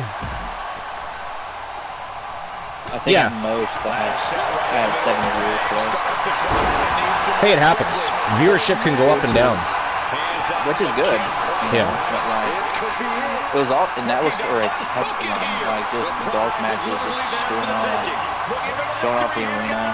And a lot of people showcased were not even on the roster. Oh, interesting. Because the plan was we want new original characters. Right. Understandable. I don't know he's gonna hate that, but he can't have Mickey James.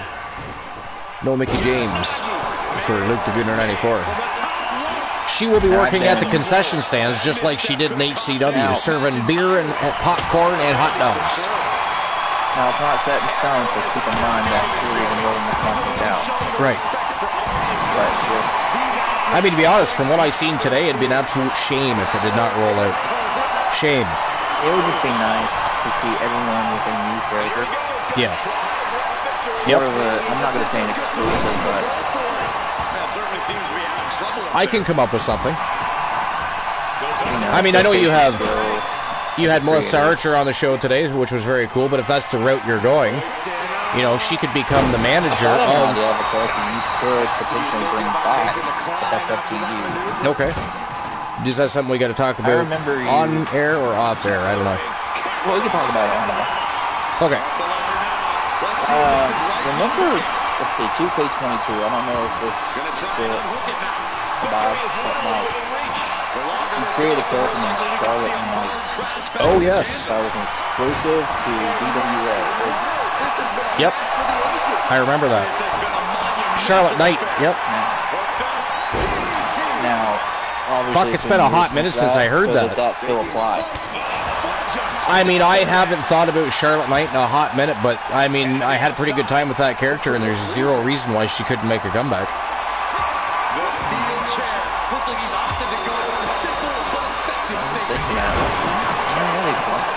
Yep. I don't think I mean, I just remember the name. I vaguely remember the character.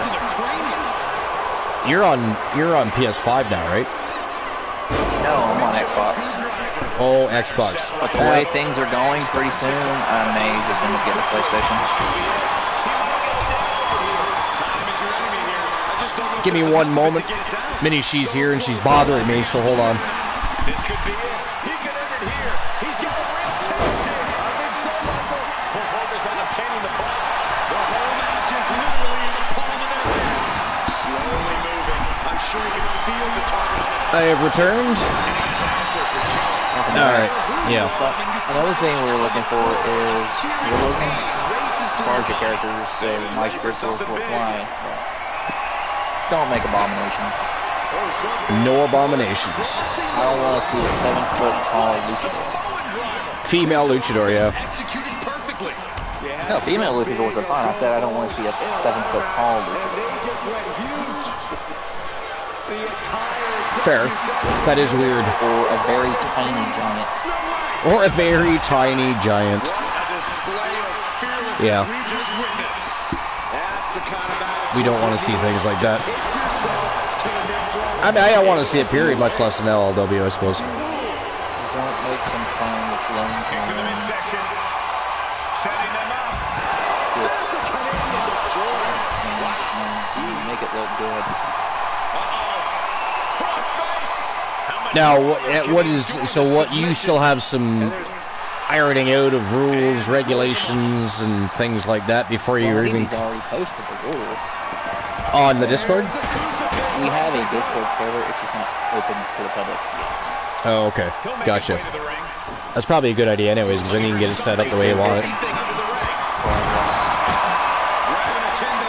before people start spamming it on you. Yeah. 179,853 TWA coins. That's disgusting. That's just ghastly. But yeah, no, it was a great show, I thought, anyways. But what my daughter does want is a wee bit of a snack, so I'm just going to grab her a quick snack, and I will be right back. But feel free to keep explaining anything else that you think people might want to know about LLW, and I can catch it. You got some news? Have some gaming news. Gaming news. All right, I won't be long. Enjoy the match. I'll be right back. Yeah, we just want to have a all-women's promotion that's an alternative because, for one, I actually enjoy the all-women's promotion more. And B, I have more female characters anyway than male characters. Plus, all female characters are easier to just book. I mean, yes, we could book males versus females in this game. Look at this heel hook. This is how you punish your opponent. All females is just the way to go, and quite a few promotions that's done it. Honeybees, of course, is the most popular, but Techno's also done it with the XCWA. And then I did it with Ladies Night, so that was a show that I did Archer. And then EVW came out. This can't be good. He's crossing.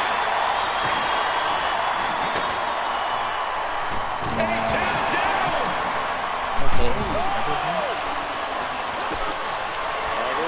This may end it right here, right now. I have no idea what's going on. Springboard. And goes back into the ring here. Doing what you've got to do to eliminate the competition. But can they follow up on this momentum? That's great. He's setting this table up, and guys, something's about that. Welcome back, Bruno.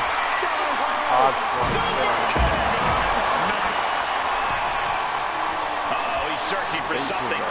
And he's obviously prepared for Is this. that in Barcelona already? Let's get it on. Yeah. I thought it was going to be this way, right? Real European uppercut.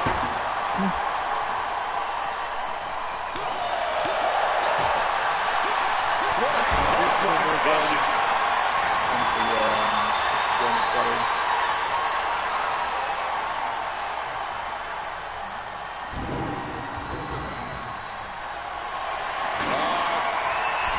Swinging reverse STO.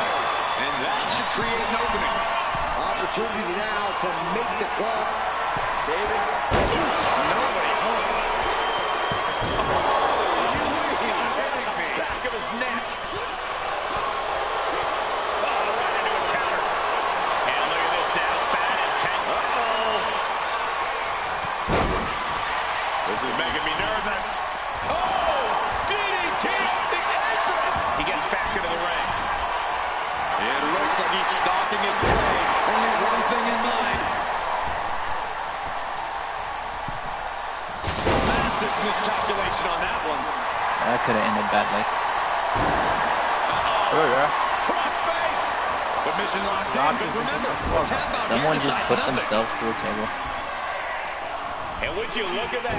He just Wait, this isn't a table submission. match. Maybe he did the damage he meant to do and has something else in mind now. Step up, Enziguri. But I do have a clip of Gooner putting himself And through he's a leaving the table. ring for the one.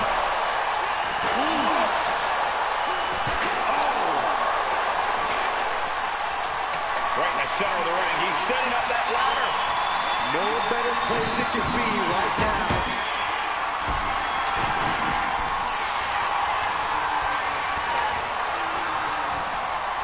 Trying to work the arm. Now in control. But this opponent still fighting back.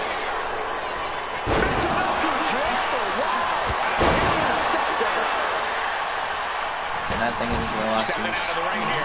Placing the ladder right in the middle of the ring.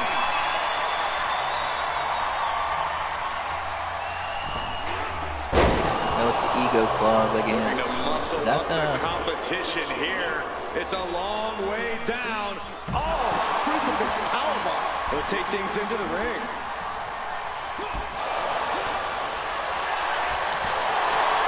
From the ground into a power slam.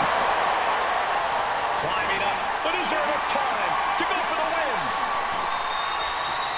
Trying to reach it, trying to win. Slow and steady rolling the race. All right, I have returned. What have I missed? Match is still going, so I didn't miss the end of the matchup at least. Oh, damn. But yeah. This will not particularly depend on the news I've heard recently. Target and Walmart are removing Xbox from those matches. Really? Well, any... Well, yeah, I knew that. They're bowing out of the console wars, but that pretty much leaves PlayStation on top of the food chain, so to speak. And Nintendo. And Nintendo, yeah. But, I mean, who's going to jump in now? Maybe Sega jumps back into the game? I don't know. That would be... No, talk about the ultimate revenge story. Well, because I remember... I don't, it wasn't this year, but maybe last year. So I remember reading something about, pretty sure it was Sega was considering making a new console. That could be something. Like if Sega was to come back with like a new console that blows everybody away, beating everybody else after getting beat by Nintendo and console wars. Yeah. I wonder what they would do, though. Would they come out with, like, a Genesis, a new version of the Genesis, or a new version of the Dreamcast? Well, I wonder what route they would go. But I do feel like it was Sega that I was reading about. I can't remember. It's been a while, but what's going on, Luke? You made it to the show. Was it? I mean, I haven't. I'll be watching that later at some point. Yeah. But I pretty much knew you were going to enjoy that. But I mean, you know, it was a Hall of Fame induction worthy at least, as well. You know, she did a lot in that company, so she had some great rivalries and feuds. And she's already in the WWE Hall of Fame, is she not? Is she not yet? Holy fuckballs, I didn't even realize. I thought she was for some reason. Interesting. You would think just her rivalry with Trish Stratus alone would have put her in the Hall of Fame already. Although she was actively wrestling and she was...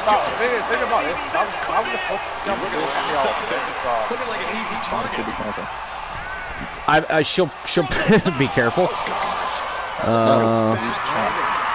Read chat. I actually don't even see anything. Yo, Big Creek, welcome in. What are you doing? What's new and exciting? What are you up to? Damn, you know what's funny is I don't see it. That really would have got me because, like, how far back is it? And that is it. That is all. Ladies and gentlemen, the winner of the TLC matchup, Alex Shelley and Chris Sabin. They are the Motor City Machine Guns, representing Team Luke the Gooner 94. And they just picked up a big win over the Ego Club, Zach Payne and Dirty Dom Mysterio. Crazy. Great matchup. I mean, I missed a little bit of it. But the majority that I did see was a really good matchup between the two tag teams. That's only, I think, the second time that they've ever faced each other. And I don't even think the first was a 2-on-2 tag team match. I think it was a fatal 4-way, if I'm not mistaken. But man, the Motor City Machine Guns are absolutely...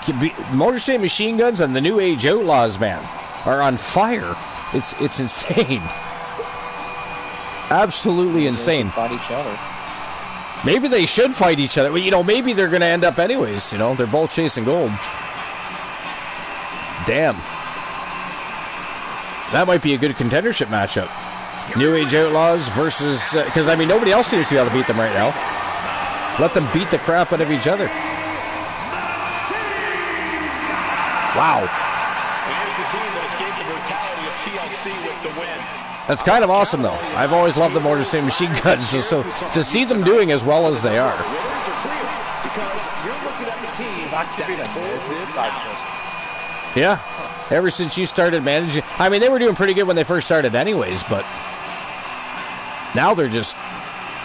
Nobody's beating them. They're just tearing apart the roster. Tag team by tag team as they step up to the plate.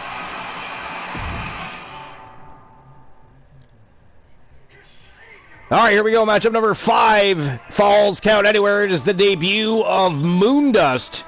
Never wrestled for TWA ever before. And what's going on with my phone here? My dashboard somehow just changed to Moon Raiders channel. What in the hell? That is hilarious.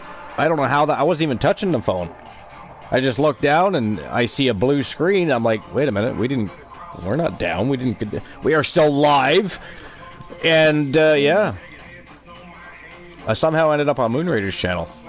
That's funny. How? Just on my phone. Like, not... I don't know. It somehow just changed. It's weird. A little creepy, actually. Expecting Moondust to look like that. I wasn't either, but then again, I was never really fully... I don't even think I've ever seen Moondust wrestle. So I'm not familiar. I've heard lots about Moondust. I know he's wrestled for other promotions, been champion in other promotions, had some rivalries with some pretty big names. But I've never actually really closely paid attention to his career in particular. So yeah. You got a hockey game that started. Which one? The Washington Capitals at New York Rangers. Interesting. Capitals will win. According Probably. to the sports bot. According to the... Oh, yeah, I'm not even paying attention to that either. I'm still in awe of the fact that it changed to Moon Raiders channel all by itself. That was weird.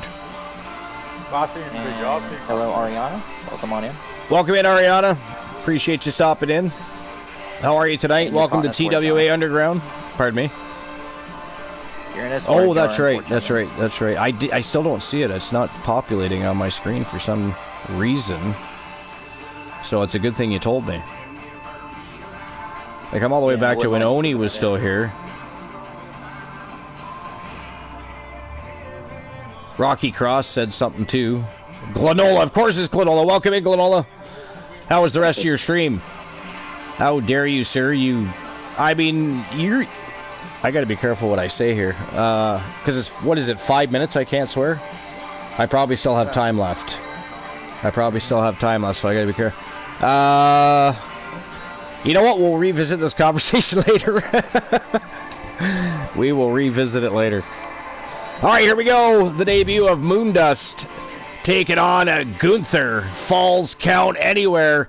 That is a tough matchup for anybody, much less to have to come into your very first matchup in TWA. I got to be honest. Gunther was all over that, like, you know, white on rice. It was crazy. Well, depending on the rice. I guess not all rice is white. Whole grain rice is not white. Like white rice, I guess, then.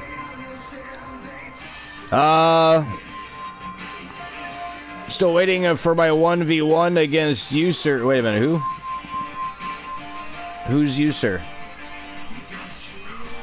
Hungry for destruction, starting with you and me in a steel cage. Gonna eat you alive. Anyway, I thought I would tell you for a little bit.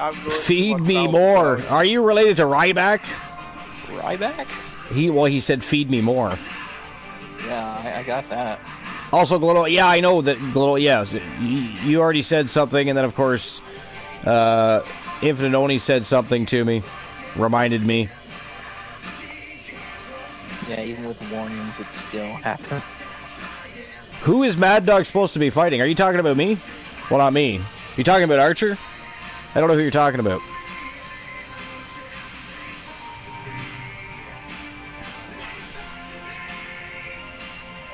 Archer's already in another feud with Eric Dangerous. Yeah, he's already in a feud with Eric Dangerous and TDL in general right now because he pissed off Mufasa. Dumbass.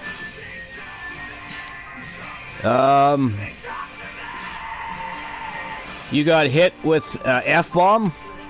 Who got hit with an F-bomb? I can say F-bomb, that's not a swear word. Implication doesn't count. F-bomb isn't a curse word itself. No, it is not. Yeah, I don't see the redeem though, Glenn, is what we're talking about. I understand it's there because Rocky's told me, and of course, you, Yeah, I'm not gonna lie to you about it. Yeah, no. And I have a screenshot. Glenn says I said fuck all. Did I really? When did I say that? I don't remember you hearing that. I'm not gonna call I said it now, but I know the 5 minutes is up now. I don't remember saying that. It is what it is. Here we go. Moondust versus Gunther. Let's see how good this Moondust is, because I got to tell you, he better be at the top of his game against Gunther. All right, I need a beverage. I'll be right back. I'm just going to grab a quick drink. Ow, and slam my hand off a table. Hold on. The WWE Universe more than ready to see this one start. This is going to be cool. We got like 3 minutes.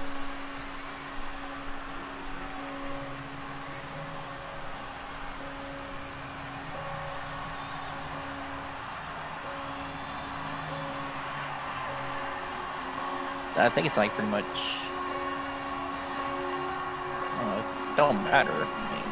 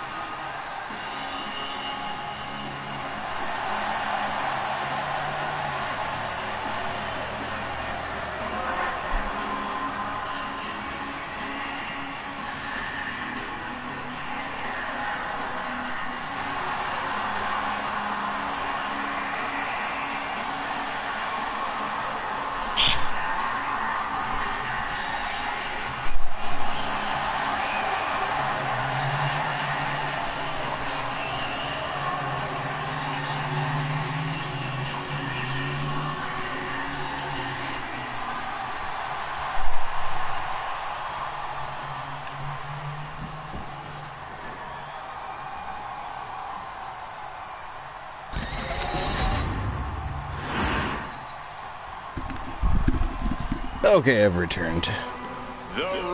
Oh, with a long entrance, was it? I figured they'd already be wrestling by the time I got back, to be fair. You know, it wasn't Archer or Undertaker or... Actually, there's quite a few people with lengthy entrances. Yeah. Gunther's all business. There is very little wasted motion in this man when he gets going. Well, there may be roadblocks in his path, but Gunther's dominance is I did. no signs of slowing. I definitely did. I just didn't realize I was that quick, or it was just that long of an entrance. Intercontinental titles. He's put away But it was, yeah, veterans I was gonna and say. future Hall of Famers while defending those titles. Also, guys, I would say that competing at Christmas has to be a tremendous thrill. I can't speak for what it's like to be in the ring, but I can tell you it's an absolute blast to be here at ringside on such a special evening.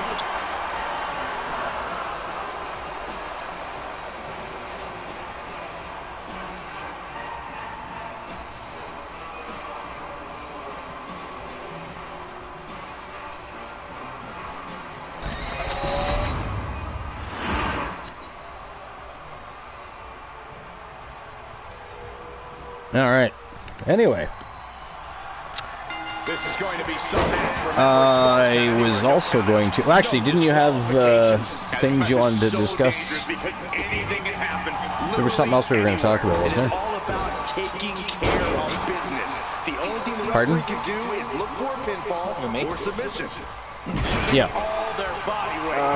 Well, the gaming news was about the Xboxes. Claw to the face. Oh, right. Yeah. Nasty move. Yeah. That's what we were talking about. That's right. He's leaving the ring now. No count. I am debating on doing something tomorrow. I am off work tomorrow. Yeah, I'm off too. It's Thanksgiving tomorrow. Just most people do it tonight. Columbus Day for you guys? Yeah. Yeah.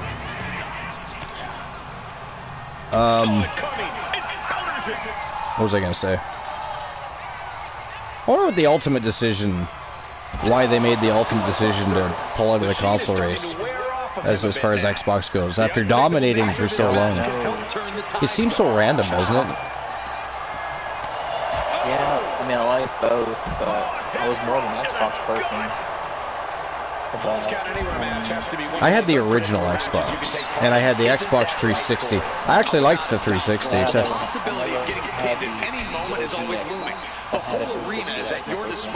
Yeah, the only thing that sucked about that was the red ring of death. That was a pain in the ass. It was. It was a great console. It had a huge library of games. Yeah, it was fantastic. Yeah. What was your favorite game for the 360?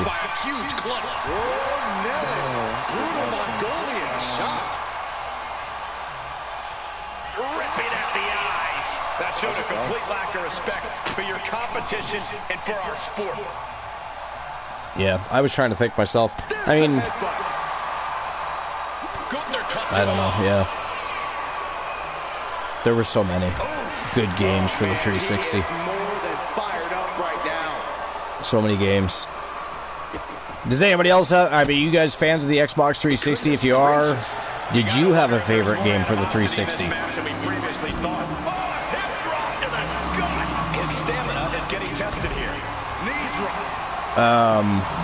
Blissful matchup. Removing. So No, you're. I'm not gonna say it's Halo 3.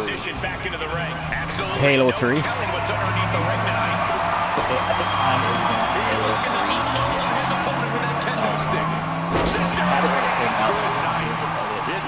It wasn't until 2 years ago I think this match is starting to take its toll. I mean, to be honest, I've only ever played the first Halo.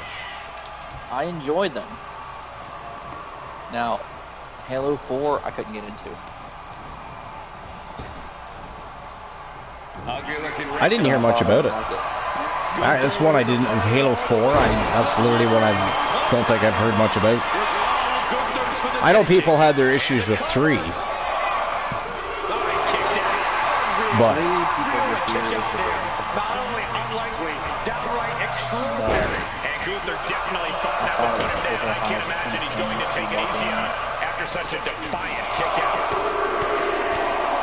I remember people having issues with that one, but I couldn't narrow it down to anyone what it was about.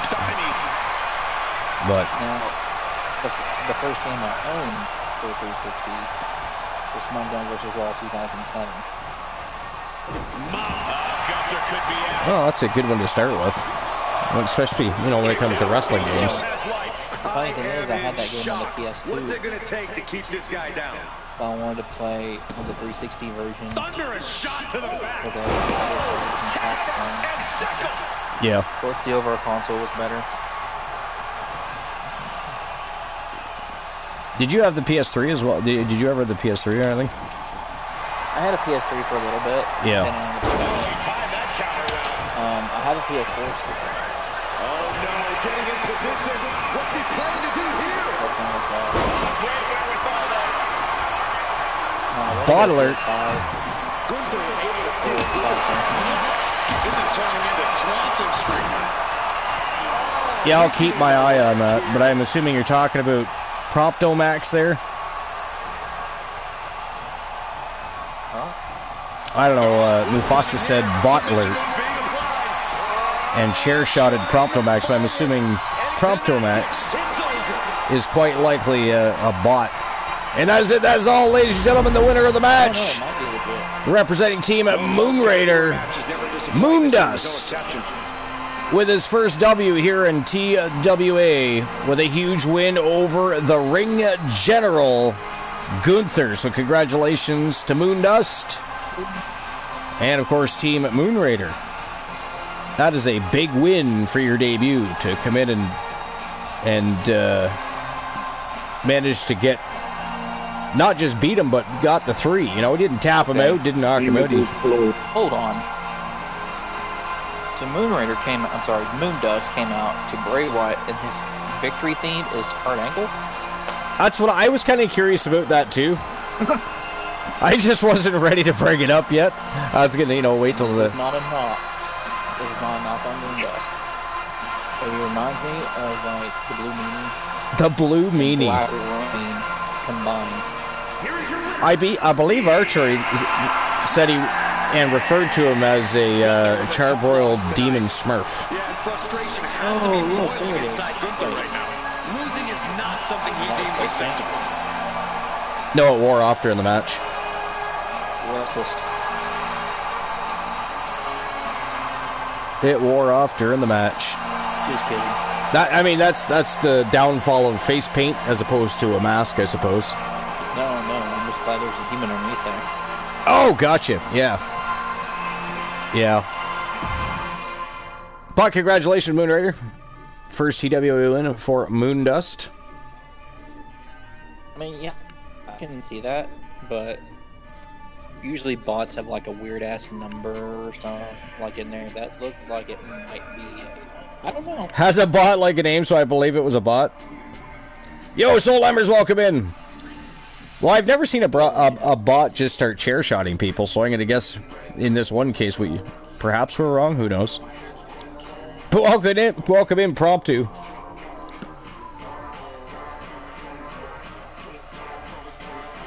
Redeem break time notice. I need a break. I mean, I just went and got a drink. But I may eventually have to pee, so I guess I can hold on to that one. Alright, here we go. Next match of the day, 3 Iron Men. It is a triple threat matchup between Bret the Hitman Hart, Kurt Angle, speaking of Kurt Angle, and of course the reigning defending TWA Legends champion representing Team Christian Cool, the Iceman Christian Hart. That is our next match. Alright. 2 Hearts and an Angle. They're also team members, but they're competitive. I mean, it is Bret. I don't know. I don't think so. I'm not gonna lie. I don't think anybody has Kurt Angle. I do not think anybody has Kurt Angle. But anyway, Soul Embers, what are you up to? Are you at work or at home?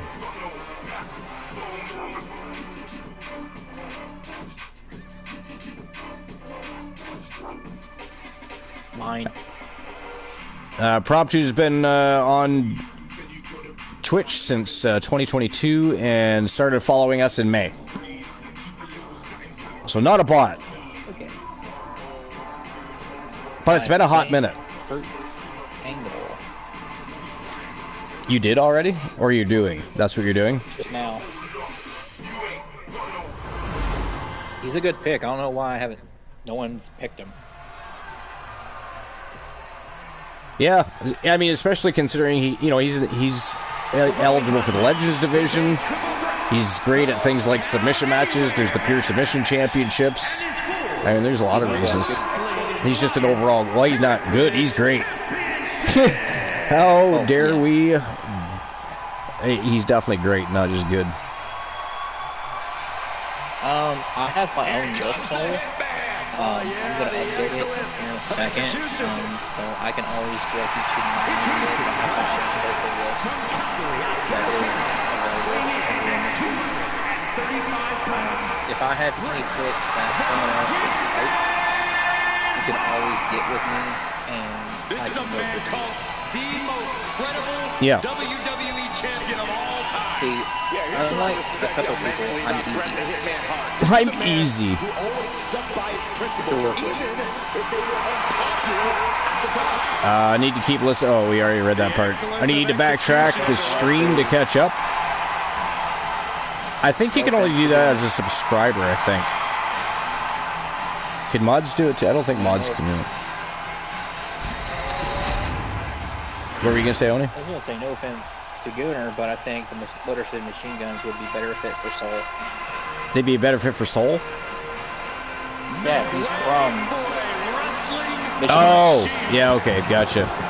Yep, yeah, he is. You can do it anytime on a live stream. On Twitch, can you? Because I can't. When I'm on people's channels, I can't. I always thought you had to be a subscriber for that. Intensity, integrity, and intelligence. The three eyes.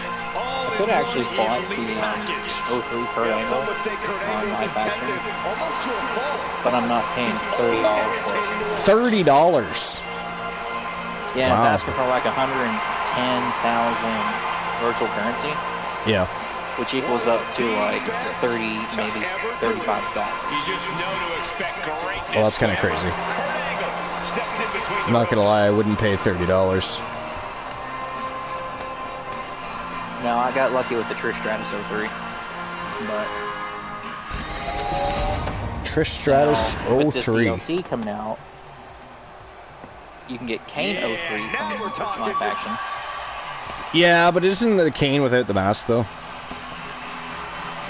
Yeah, it's like it's the straps without the mask, but Yeah. I'd rather have Kane 95, like 96. Yeah, or 97. exactly. That's kind of what I was Keep getting Kane. at. Yeah, I agree. I definitely agree.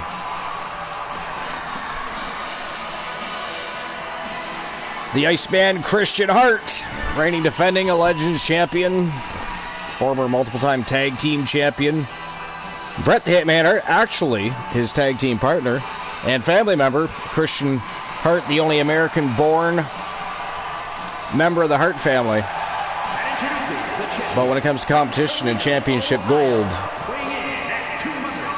No, American born. Like he was born in America. who? Christian Hart, yeah. Yeah, that's who I'm talking about, yeah. So is he like full American or is he like half Canadian? Huge title match coming up, and a huge opportunity for Well, the he'd be champ to half prove to Canadian, everyone technically. that there truly is none better Mother's in all side. of WWE right now. Father's side's American. So technically, yes. I guess he's a dual citizen. But born in America, though. You got a challenge. Archer. Where? Before we go any further, I'd like I to put extend a my Merry Christmas to phone our down for WWE 2 seconds. Universe. Oh, it was actually Soul Embers. I was expecting another crazy redeem from Rocky Cross. Special ref Iron Man match. Can you do that? I'll have to check into that.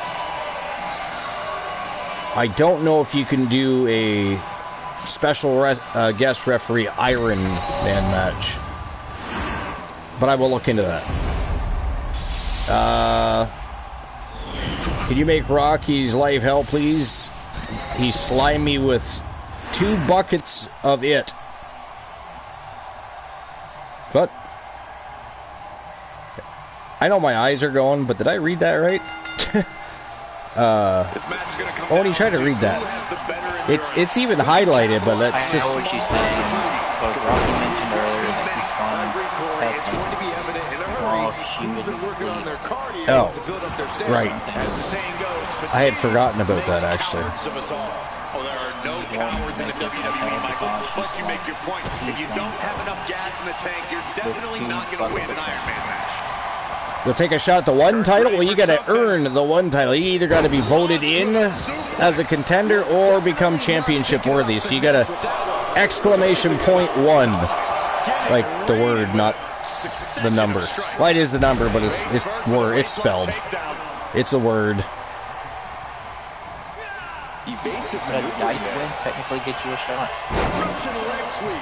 Yes, technically. Right to the kidney. It could. I bet you a deal, but it'd be nice, okay?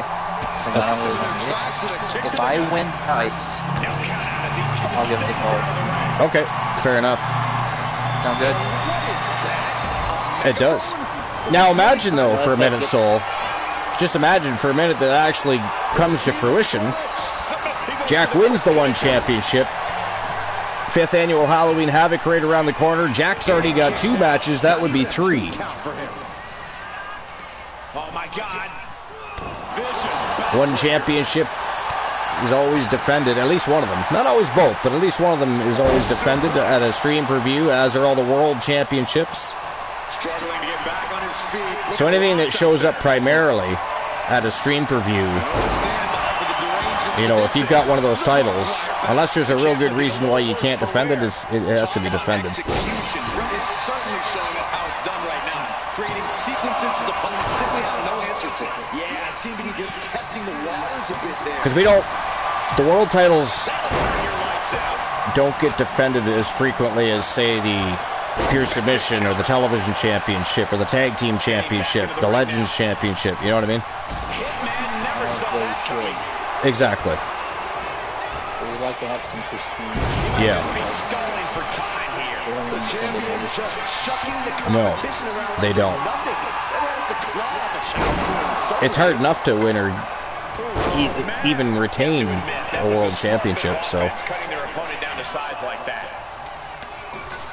Throwing down punches and counters out. Well, in my opinion, I think the Legends Championship is more prestigious, but that's just me.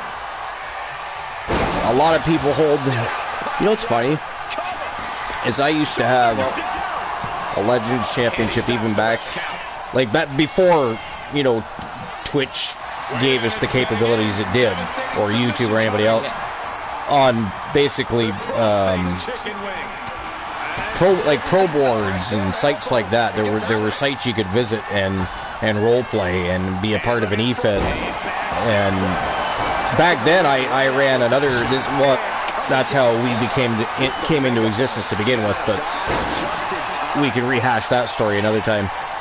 But anyways, it was called GOW Gods of Wrestling, and I had a Legends Championship even back then, and not too long thereafter, TNA actually came out with their Legends Championship that eventually fizzled out and became, I think, the King of the Mountain Championship, I believe it was, after that.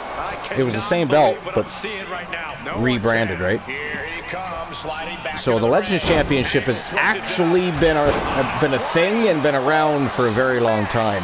The challenger really struggling to avoid major damage. Just Now's the time to try and get some distance. That's true. That's true. You can't just enter that division. Yep. Which, even though we thankfully have many people in, there's still not that many people in. 6 years later. You know, we haven't gone hog wild crazy just inducting everybody because maybe somebody wants to be in. They're in there for a reason. There's reasons everybody's in there. So, you're not necessarily totally wrong there. To some degree, it may hold a higher prestige than the TWA World Championship, which is the longest reigning championship. It's been around longer than Legends Championship, but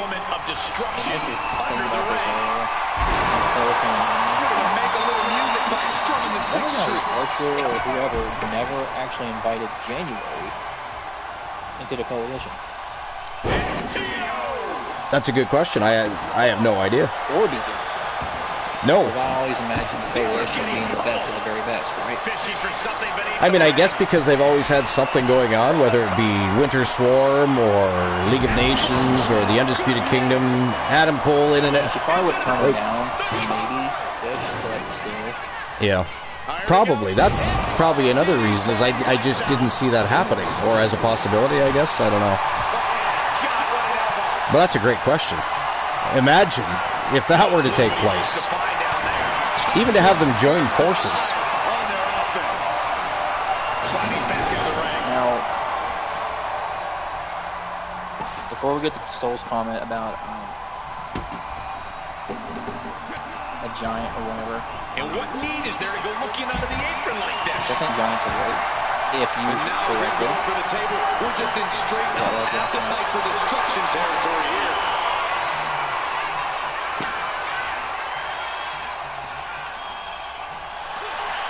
Shocking inside cradle. Oh, I remember now. Yo, Ace Hunter. Remember the idea I had about the rules and whatnot, how we should exclude like tone setters and main events. Yeah. Also, very special matches. Yeah, anything that's like maybe a redeem or something. No, like something that we have to have commentary for. Example, January 2007. Oh yeah, for sure. That's one that, yeah, absolutely would be considered a. That's a good example, actually. Very good example.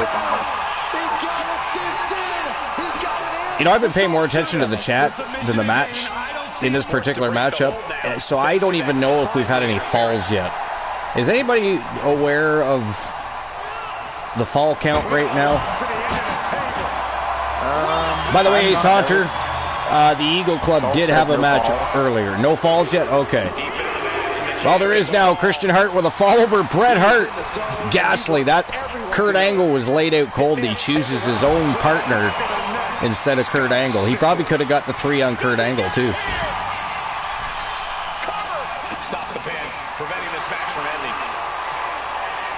That's crazy. Anyways, no falls, yeah. Okay. But it's 1-0 now in favor of the Iceman Christian Hart. So you have an American, you have a Canadian, and you have a half American, half Canadian. Yep. Yep. We do.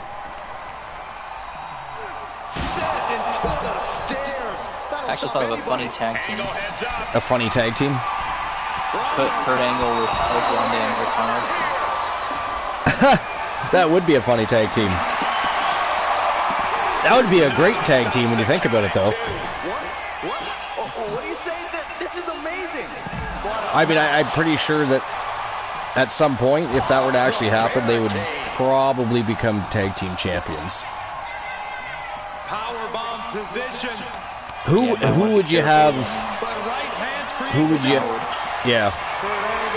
Who would you have as El Grande, though? Would you keep Ludwig Kaiser? Put Chad Gable back in there? Kaiser. And Rocky got a pair of 5s earlier, so you have to beat that. Yeah, you gotta, or you gotta tie it for a roll-off. That too. But yeah, Oni's leading dice with a pair of 5s. Nobody's done anything with poker yet that I'm aware of yet, though, so you can always try for that still.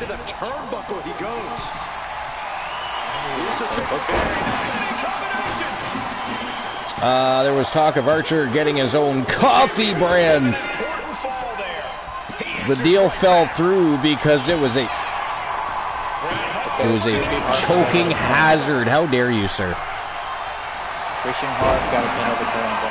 Yeah, I just saw that, but I had to reply to Glenola because, well, did you read that? I'm sorry, Did you read what Glenola put in there? Yeah. Yep. Of course he did. In here teaching Rocky Cross more ill-mannered behavior is what he's doing. I mean, Rocky Cross already refers to him as, you know, his deity. It's a little... He's the Darth Maul to Palpatine. Glenola being... And it's funny because I always call him Darth Glenola, because if you've ever been to Glenola's channel, you notice sometimes he needs to have a breathing treatment, so he has to wear a mask. which is actually a pretty cool shape mask. It actually kind of looks like, so that's how I gave him the nickname Darth Glenola. I call him Darth Glenola because he still talks to you with his mask on, but it alters his voice, much like Darth Vader's mask would, type of thing. Does he have to wear it, or is that just something he does?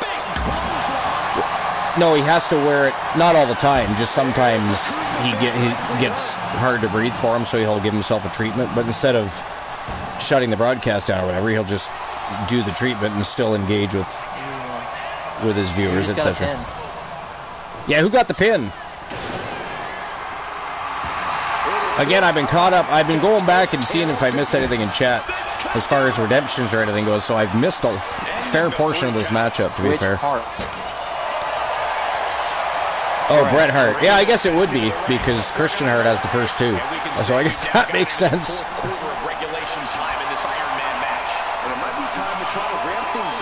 So 2-1 to nothing. It's kind of crazy that Kurt Angle does not have a fall yet.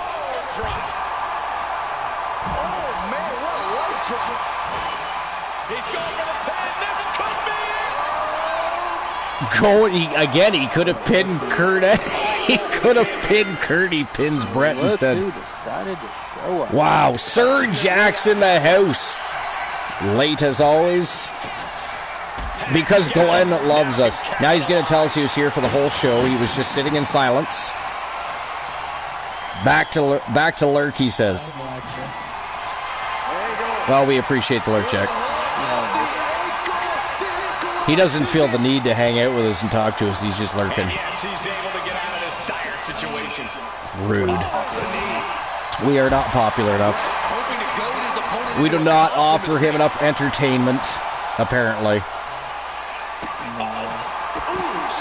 How rude.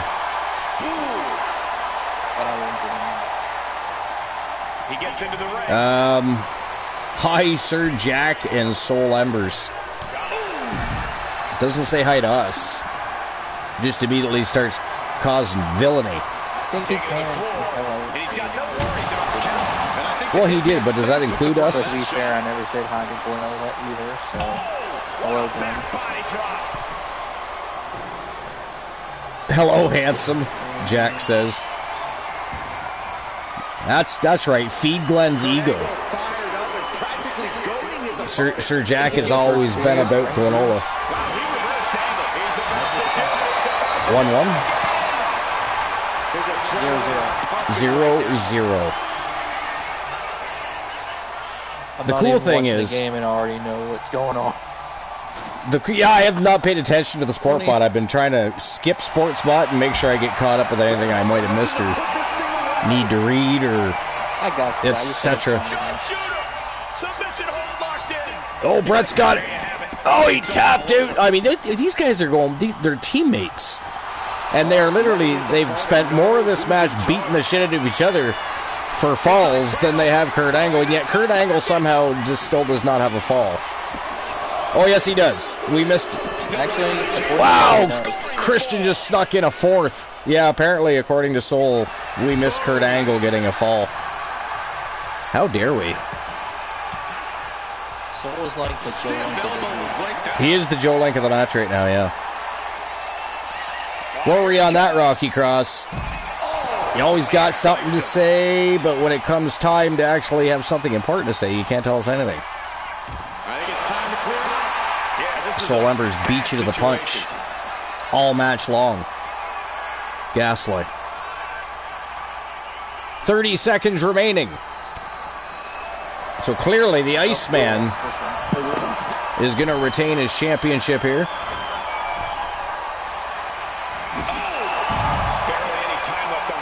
Bret Hart with a barbed wire baseball bat. Now there's something you don't see every day.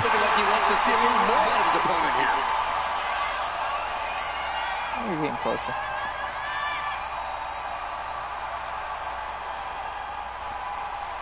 And there we have it. There, that is it. That is all. The winner of the match, and still the TWA Legends champion, representing Team Christian Cool. It is the Iceman, Christian Hart, picking up the big W, defending that championship again. I just can't believe Kurt Angle only got one fall out of that. But I mean, Brett and Christian kind of kept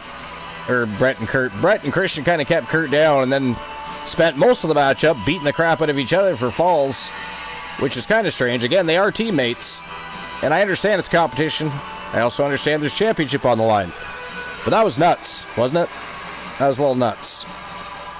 At points there, you would almost think there was a family feud playing itself out inside the ring. Would you not? It was a little weird.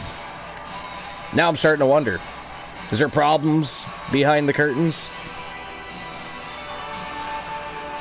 Is there a bit of a bigger rivalry between Brett and Christian we don't know about? I don't know. It was just kind of strange. But congratulations to Team Christian Cool. It could be like Family what? bragging rights. Family bragging rights. That could be that too. Could be that too. I mean, they are a competitive family. Eli and Peyton Manning do that. Fair enough. Good point. Pretty impressive defense. Challengers might think twice before coming at him now. Good point. Or Christian just really wanted to keep that title. Well, I mean, he does love the Legends Championship. Plus, he can rub it in Archer's face that he has it and not him. So there's that too. You know. Archer, I think Archer's been Legends Champion 14 times or something like that. But the best run of his career was 2 seasons ago, when he defeated 28 Legends and had 27 straight championship defenses. It would have been cool to get to 30, though, because he had said that if he got to 30 defenses, he was going to put the championship up in a tournament for everybody to fight over, which would have been fucking awesome, right? Vacate the Legends Championship, never being defeated for it in 30 matches. But it didn't happen because out of everybody that Archer beat, from Triple H to The Undertaker to Yokozuna to Psycho Sid to so many people, Warrior, Macho Man, he beat people like Joe Lincoln, Alan Severn. There's so many people he went through. Ricky the Dragon Steamboat shows up and says, you know what? I'm taking that title. And he did. And not only did he take it, it was a lot like watching Eric Dangerous the other night against Elijah Archer. It was like Archer didn't actually show up for the match. Ricky the Dragon Steamboat just schooled him pretty much the entire time. That's exactly what Eric Dangerous did on WCW. 9-2.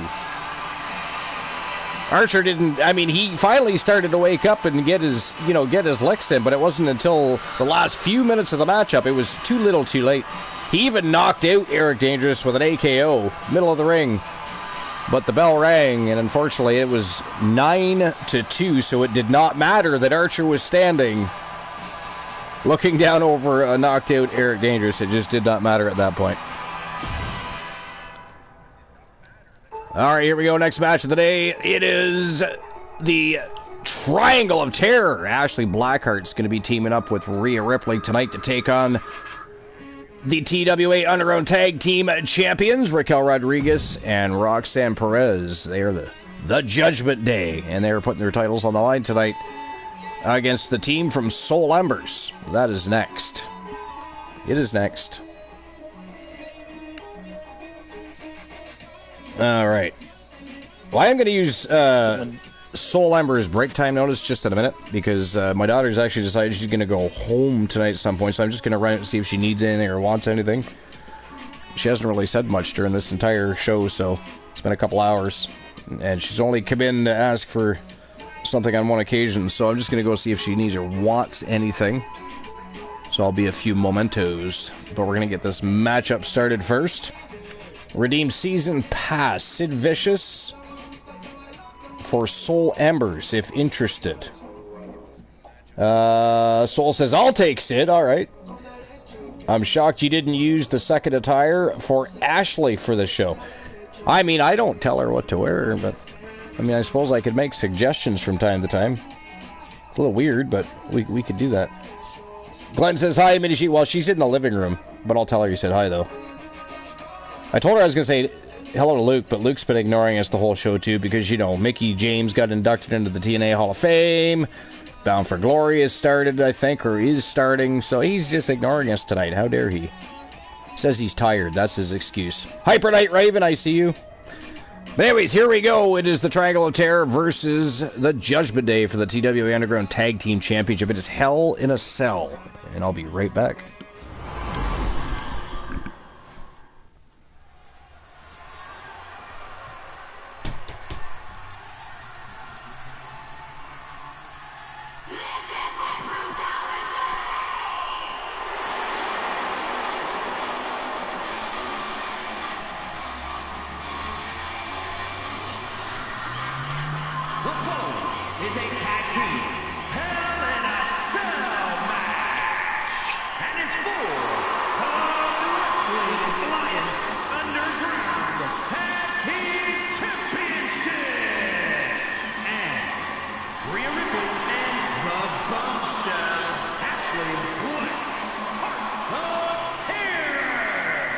Remember, guys, the title's on the line here in this one. And I don't remember the last time the champ was in this much jeopardy, Cole. Tonight might just be the night the title changes hands.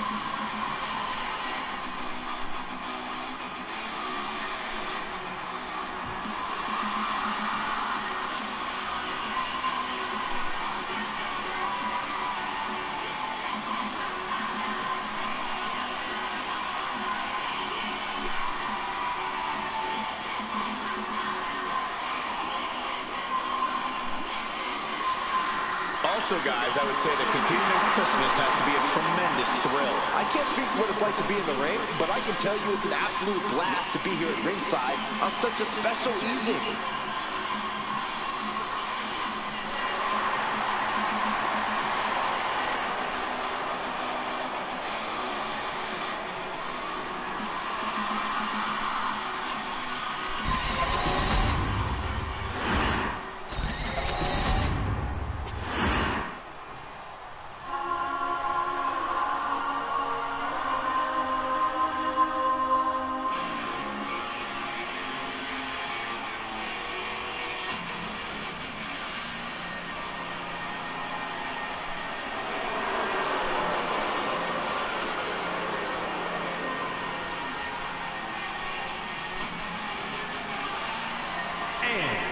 The Wrestling Alliance Underground Tag Team Champions, Raquel Rodriguez and Roxanne Perez, the Judgment Day. Of course, the title is on the line on this one, guys. And don't be surprised if history is made here tonight. I know the champ has looked good as of late, but I'd say the opposition has looked just as good, if not better.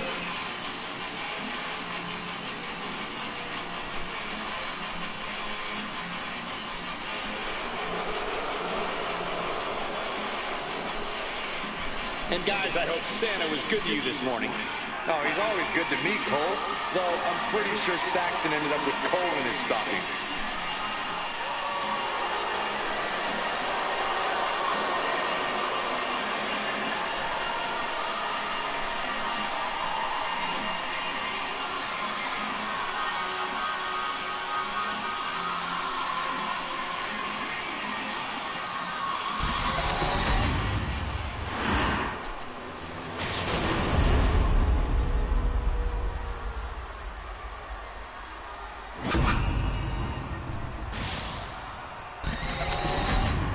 One of these teams is going to have to work in unison from bell to bell if they want those tag team titles.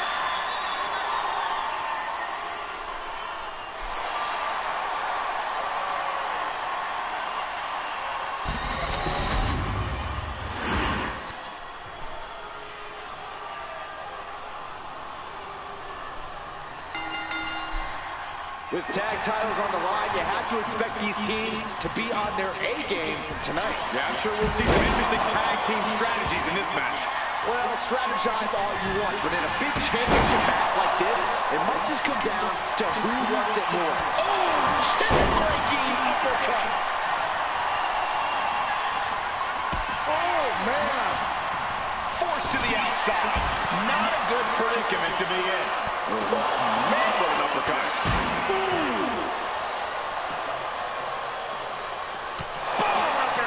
That'll knock you silly. Oh, she manages to reverse it.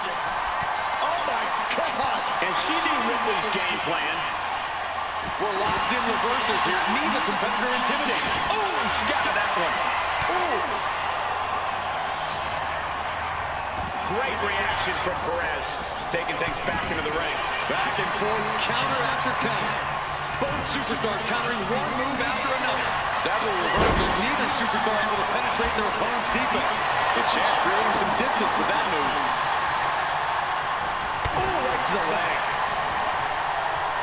Oh, spike face first. She fights back with the counter. Both sides with an answer to every piece of offense. Oh, what a clothesline. Not a good spot to be in. Remarkable power being shown here. It couldn't have felt good being shoved around like that. Out of the ring. Out of the ring, still surrounded by the hell that is the steel structure. What type of strategy do you need to have when you step inside this demonic structure? I don't know if you should have strategy at all, Michael. This is a situation like no other in the WWE. Trying to stick to some plan of attack might cause you to miss a moment of opportunity in there. Oh, what an uppercut! Oh, with authority! Oh, God! The challenger taking some minor damage. Rodriguez put a lot of power into that one. Her opponent may have underestimated her a bit. Answer after answer for each other's offense. And what a maneuver we just saw there. Slides under the ropes. Back into the ring. Letting her opponent know she's more than ready.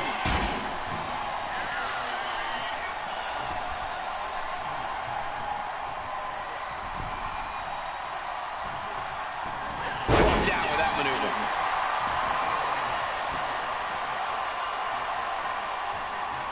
Ooh! Oh, an uppercut. Might have lost a tooth. Ooh, right to the arm. Not a whole lot you can do with a butt wing, guys. Big boot. She turns that attack away.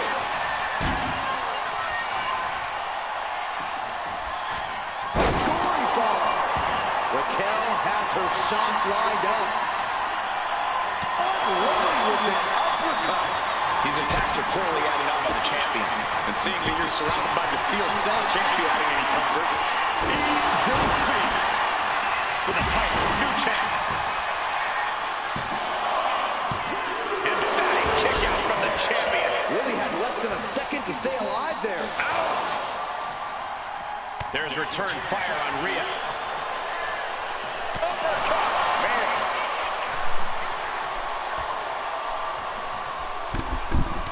All right, I have returned. Sorry about that. Don't let it happen again.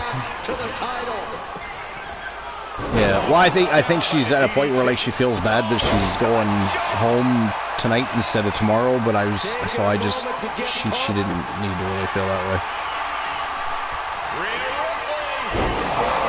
Yep. We might be moments away from crowning a new champion. Just had to make sure everything was good there.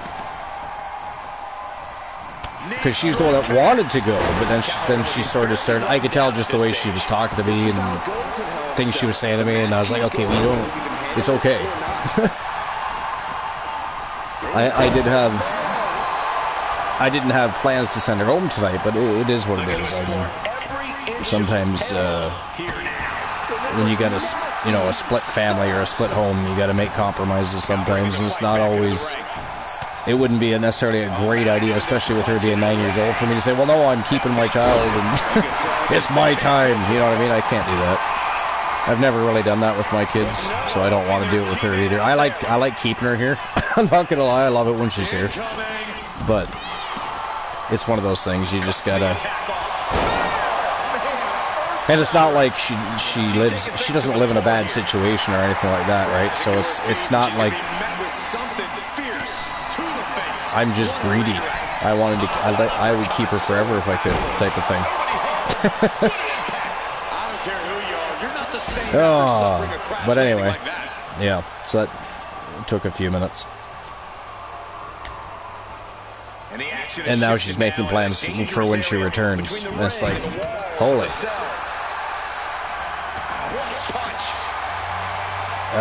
Pair of twos, ace high. That's not going to do it. I don't think anybody's won poker yet, to be fair. Wait a minute.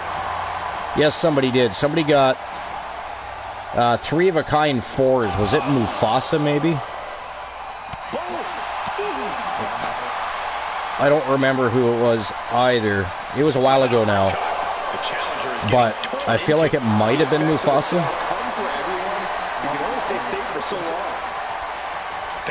I play it on occasion, but I never win.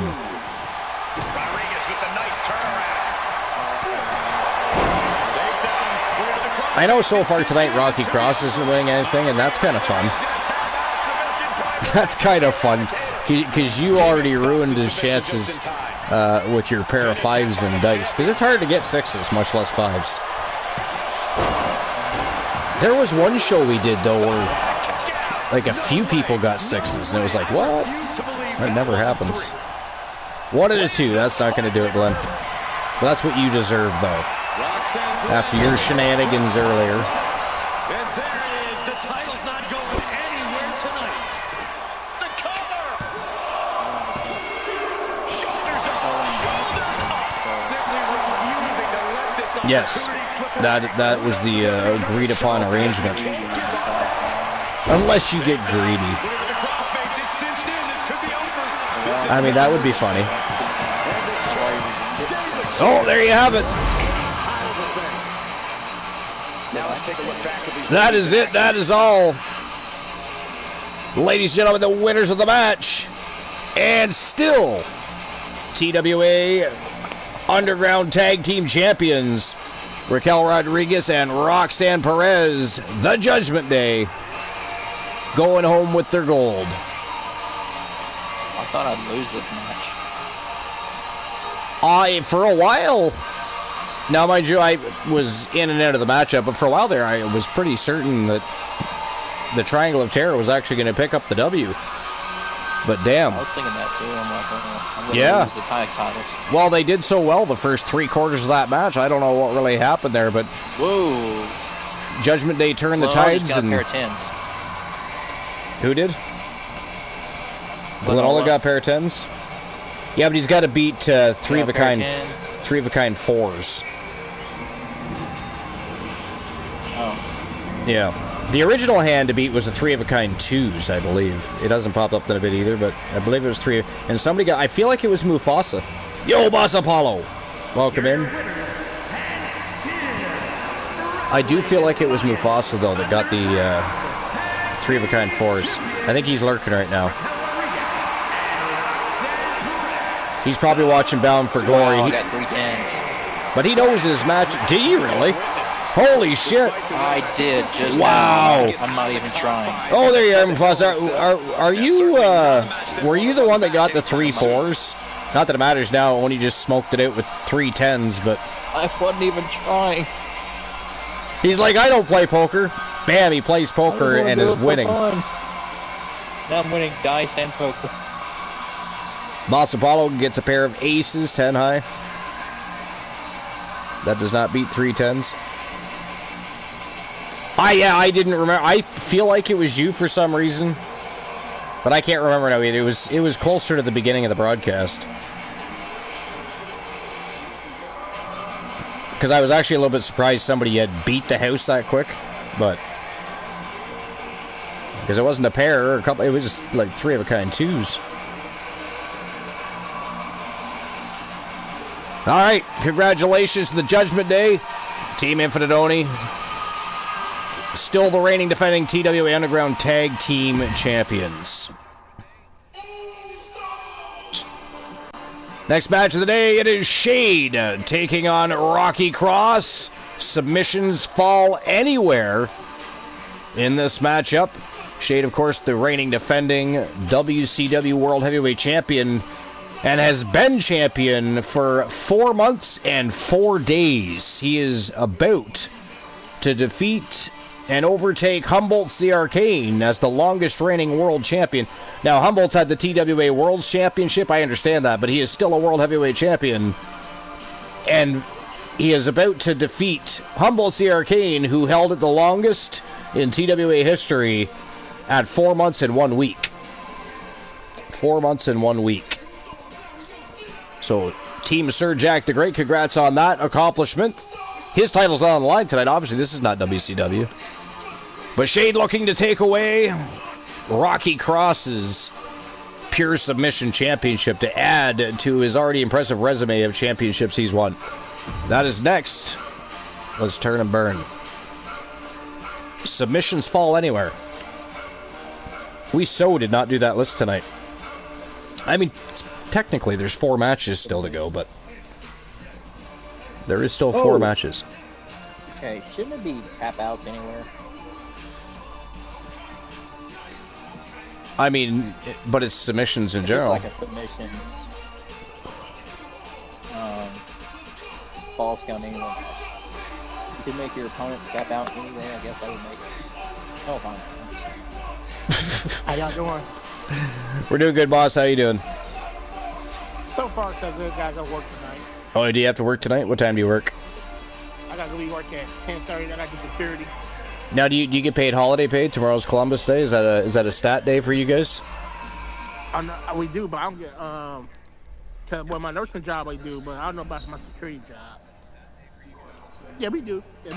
I was gonna say, I think if it's a stat day, you have to get paid at least time and a half for it. Depending if you're unionized, you might get double time or something. I know over here, like there's some people that get time and a half to work, but in my union that I'm a part of, we get double time instead of time and a half. So we get paid 2 days to work 1. But yeah, it doesn't hurt my feelings when that happens. Now this holiday, the store is closed, so I'm not in the bakery at all. So therefore, I get paid for the day. Do you still get holiday pay? You're not working too, right?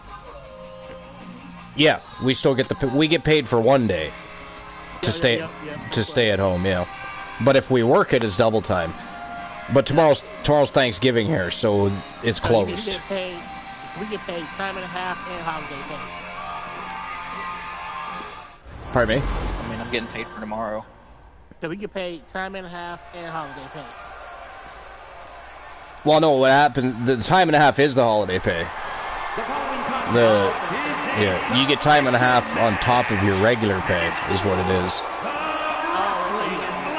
Yeah. But yeah, no, our store's closed, so therefore I just get paid to sit at home. We are about to see something good. And the same with me. And literally because Mel works tomorrow, so that means I'm not going to be going anywhere or doing anything. And any friends I have are probably either recovering from or having Thanksgiving. So it's a day where I'll be doing a whole lot of nothing, which is why I did consider running a show tomorrow. I think you should.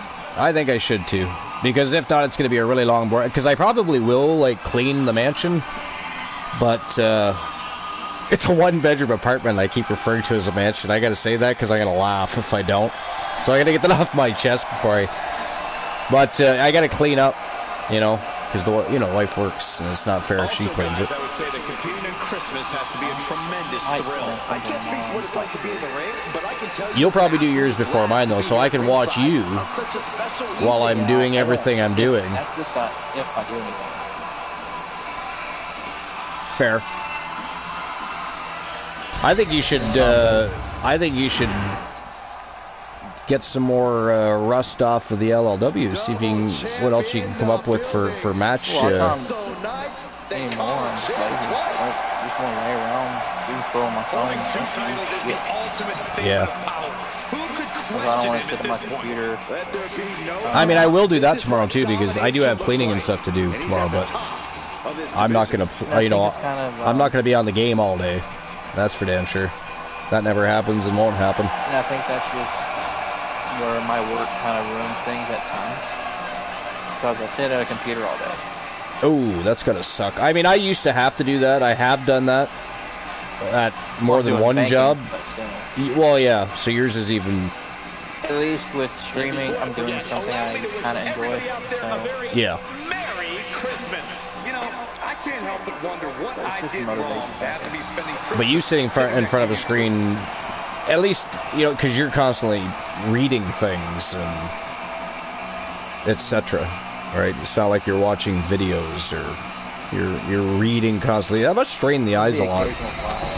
I mean, when I used to do it, it was for sales or it was for you know, helping people with their cable and internet back in the day or whatever. So yes, I was looking at a screen, but we were also changing screens all the time, and it was different. Whereas what you do is more consistently, you know, you're constantly reading. And yeah, you might get to change the page, but guess what? That's more reading. It's a little different, so it must be like strainful on the brain and eyes.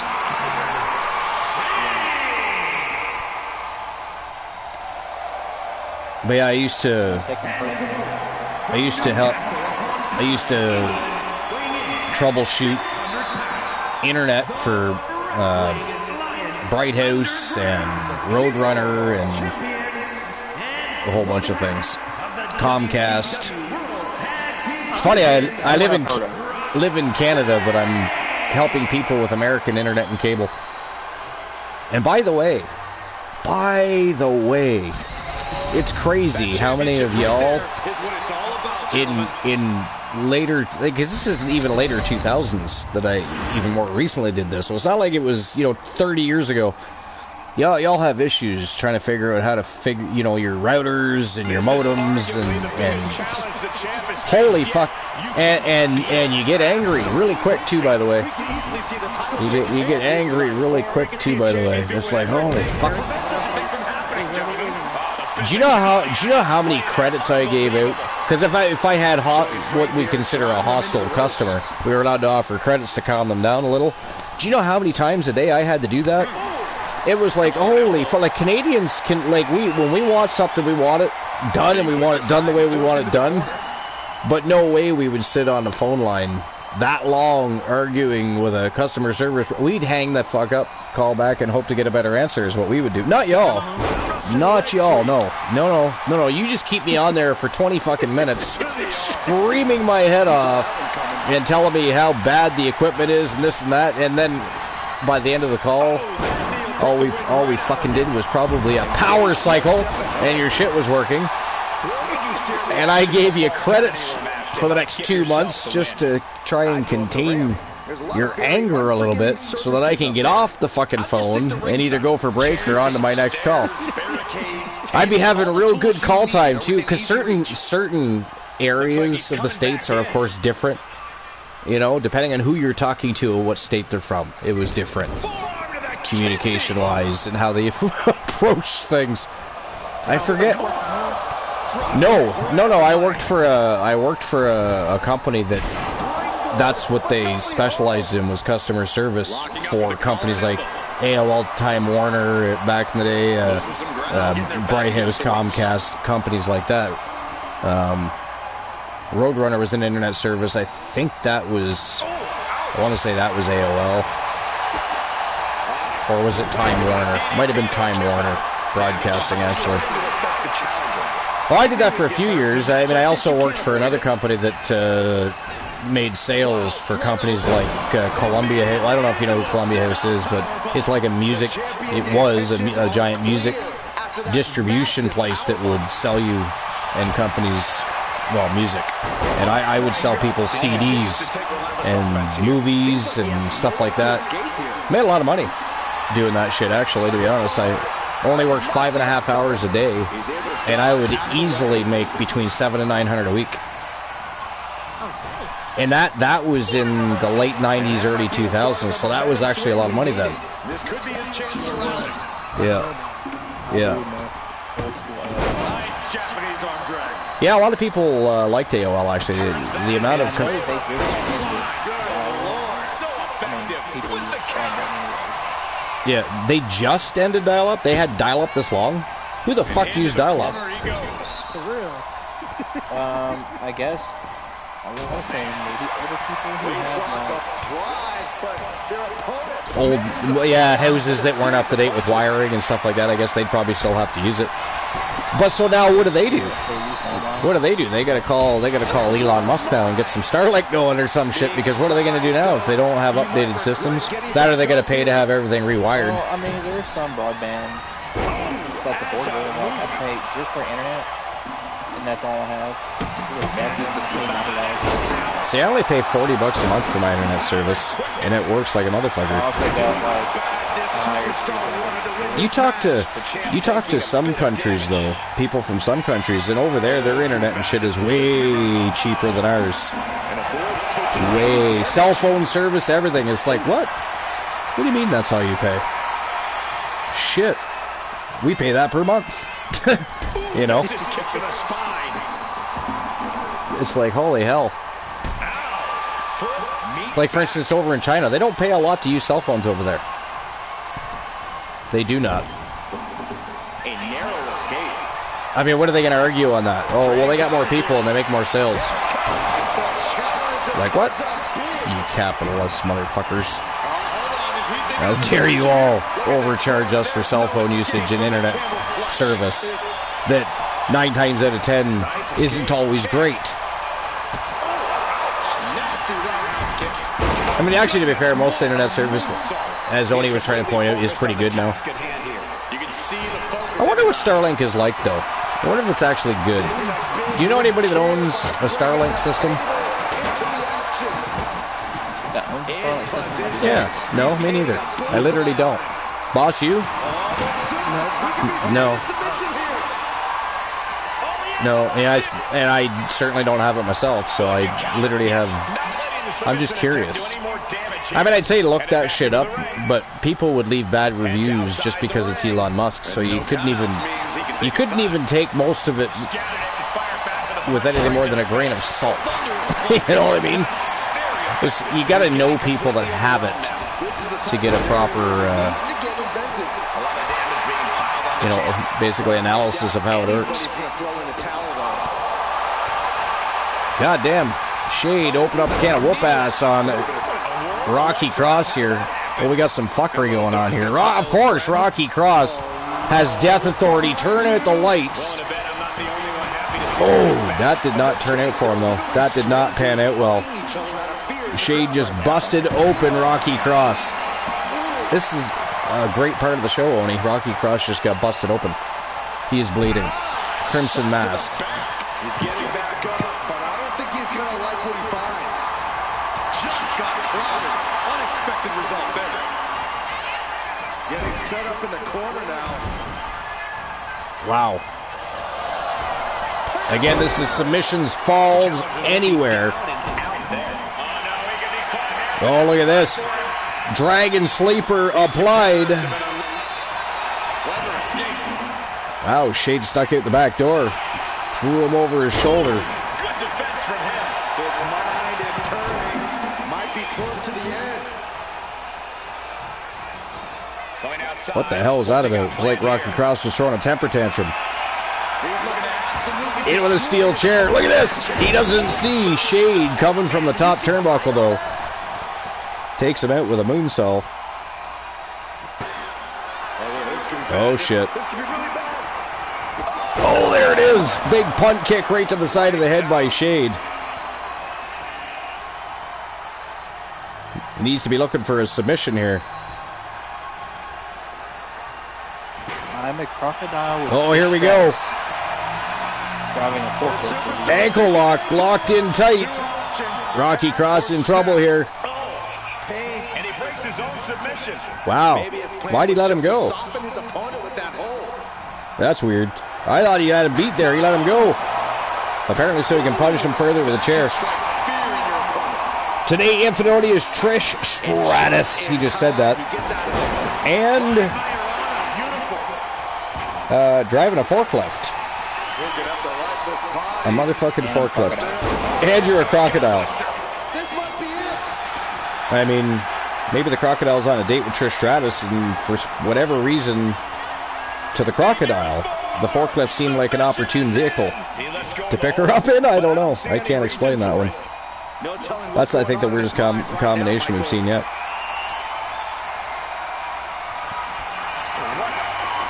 Big right hit. Oh, right onto the chair. Or, wait, no, that's a piece of guitar. Never mind.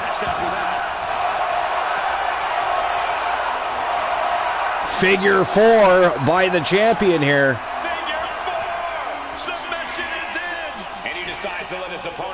Wow, Heat, you let him out. What is with this? Put submissions on. We'll just let them out of it. We don't need them to tap. Returning the favor with the chair, though. So I guess I sort of get it.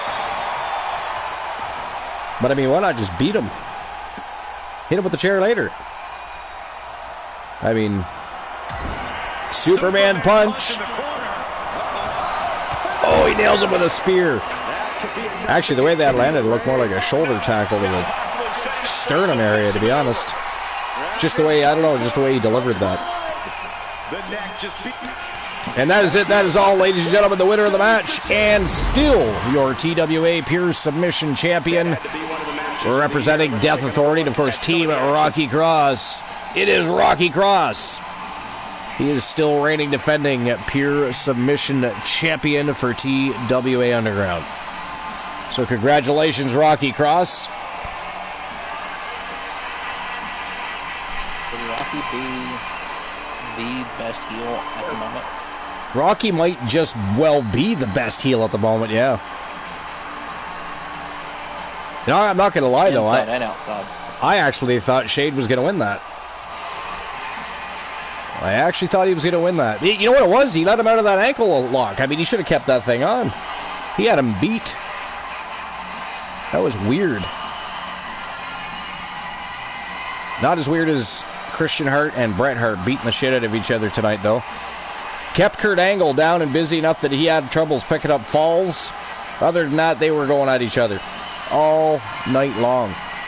Christian Hart, of course, retained the Legends Championship in that matchup.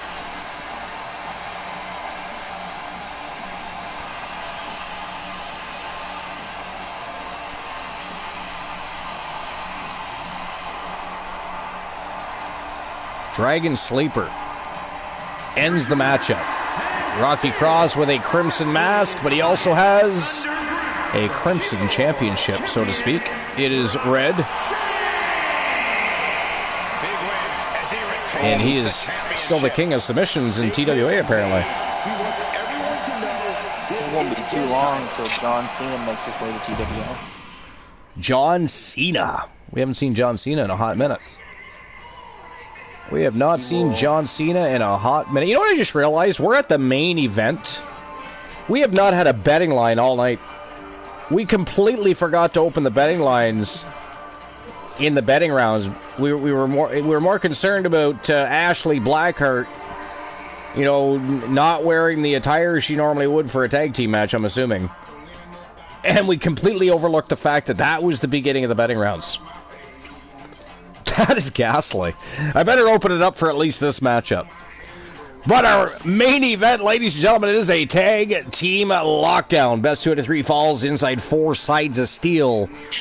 We all know Elijah Archer and Eric Danger's been going at it back and forth over the undisputed WCW United States Championship. But the other day, yesterday, in fact, Elijah Archer decided to sneak up on Eric Dangerous, who was minding his own business, heading back to his dressing room. It was completely unprovoked. I won't say unwarranted, because they're in the middle of a feud. It's kind of hard to say unwarranted, but it was completely unprovoked. I mean, Eric Dangerous was on the phone with who we could only... we thought it was Mufasa. It probably was Mufasa at the time. And literally out of nowhere, Archer flies across the room, delivers an AKO, and then ends up meeting Moondust, convincing Moondust that Ultraviolet is the light. Basically, you need to follow the light. I mean, he didn't say that, but it's basically what he said. I mean, you can get the gist of it. How dare all of you if you can't. Not my problem. But Mufasa was not happy. Like, he knew what happened. And, I mean, management didn't even say anything, but Mufasa called him out immediately on that shit. Challenged him to a matchup. Maxwell J. Friedman, of course, going to be at his side tonight. He's been out for a hot minute filming while Ethan Page came into the Coalition and was tagging with Archer. He's a little pissed off he doesn't get to fight, actually. Joe Hendry's on vacation, so he is not fighting tonight, but it is the Coalition. The one Elijah Archer and MJF, Maxwell Jacob Friedman, taking on Mufasa and Eric Dangerous, better known as TDL. Tag Team Lockdown is next and last.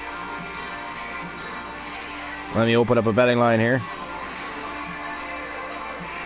I cannot believe we missed the betting lines. And nobody said anything. Nobody even said anything. That's the funniest part of the whole thing. Not only we miss it, nobody noticed. Sorry about that. Well, I don't mean anybody in general. I just mean nobody. None of us thought of it. None of us thought of it at all. I think hardly anyone's here. All right. So, who walks out with the W? Not even Rocky's here.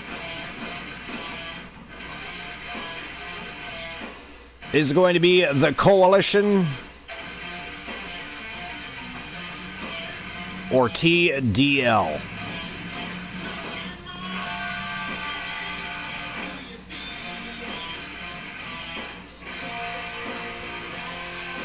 $10 minutes to make your bets. And there we go. Betting lines are open for the main event of TWA Underground. The Coalition and TDL are ready to rock and roll, so let's get this lockdown match started, shall we? Let's go. I mean, there's definitely 8. It keeps fluctuating between 8 and 11 people lurking and here. But yeah, Rocky hasn't said anything in a hot minute. Mufasa hasn't said anything in a hot minute. So, I mean, according to mine, he is. Like, I can bring him up. That's what I mean. I think they're lurking. They're doing other... Bound... No, I don't see him on mine. Oh, I do. He's on mine.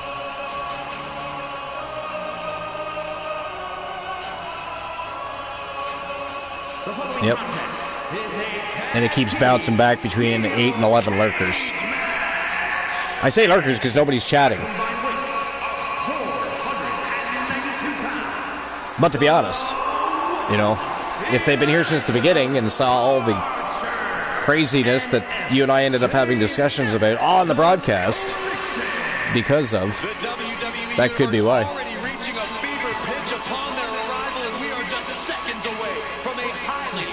I think many get annoyed over certain things, if you know what I mean. Yeah. Technically speaking, I'm supposed to be banned from this match, too. Because after you issued the Resurrection Stone, didn't he give me a blissful matchup or something like that? I'd have to look. Technically, yeah, But if he's not here, or if he is here but not paying attention, does it count? I don't think it counts. I don't think it counts. Detroit versus Kansas City. Who's winning that game, actually? If I paid attention to Sportsbot at all tonight, I'd probably know the answer to that, but I really haven't been. Washington Capitals, I know, are leading 1-0 over the New York Rangers. I almost want to watch that game. I mean, it would be a good game. I'm surprised you're not. The TWA World Champion and the undisputed WCW United States Champion. It is Eric Dangerous and the future M. Mufasa. They are TDL.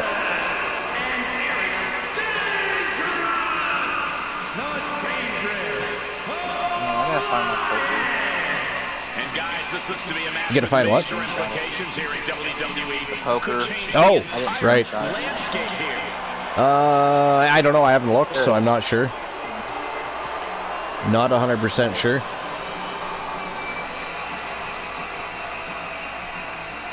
probably going to win today.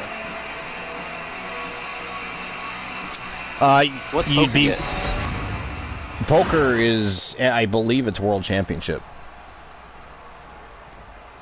Or any redeem of your choosing or something like that. I can't remember exactly. But I believe it's a World Championship. Well, I'm already Legends champion. You are, yeah. But I mean, there's lots of titles to go for. You've got other wrestlers. I mean, you got Kurt Angle. You know, you've got options. You got Karrion Kross. Hell, you know it would be a great tag team, Angle and Kross. I'll see how it can work. I mean, technically speaking, it probably shouldn't. Kurt Angle, great wrestler. Karrion Kross, you know, brings in an element of not just being a good wrestler, but he's got that intimidation side. It'd be like a bad version of Hell No, I think. A poorly done version of Hell No. I think Kross is a great character. It is. And I believe he'll be back. I really do. Just judging by who he's continuing to wrestle for as he's outside of WWE, I feel like he'll be back. Wouldn't even be surprised if he showed up in TNA first, actually. I said from the beginning, you know, Kross should go there. Win the World Championship. Because he would. There's no reason a character like, you know, Kross would not show up in TNA and already be being discussed in the championship title picture. He's a better character and wrestler than a lot of the people already over there. See, WWE, you know, as it was said, it wasn't Kross. They didn't want to re-sign Scarlett, but they weren't okay with that decision. So they actually did want to re-sign Kross. He just wasn't a fan of, you know, having to send his wife packing. And I'll be honest, I can't blame him. It would have been weird without Scarlett. Well, and nor do I think she deserved to be released. You're telling me that if you look at the roster as a whole, I'm not talking about any specific brand, I'm saying as a whole, the roster that WWE has as a whole, it's Scarlett you have to pick for that? There's nobody else, that's what you're telling me?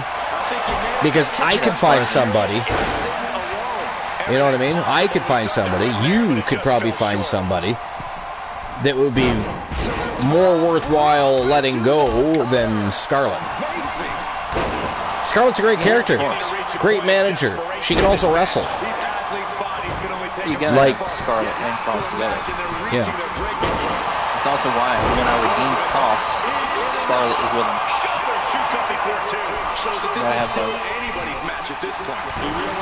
So far, the coalition looking good here.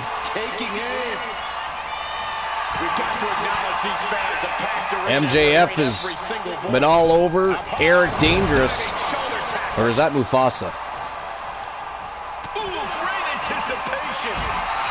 It is Mufasa. But Archer also all over Eric Dangerous. Oh, spears. I thought he was going after Dangerous. Out of nowhere, he spears Mufasa. Just quickly changed directions there. That was brilliant. Kind of crazy, too. Where the fuck is he going? Wow, he went for a Cody cutter, but there was nobody there. Nobody was home. Mufasa was like, no thanks, I'm out of here. Not sticking around for that one. Been there, seen that.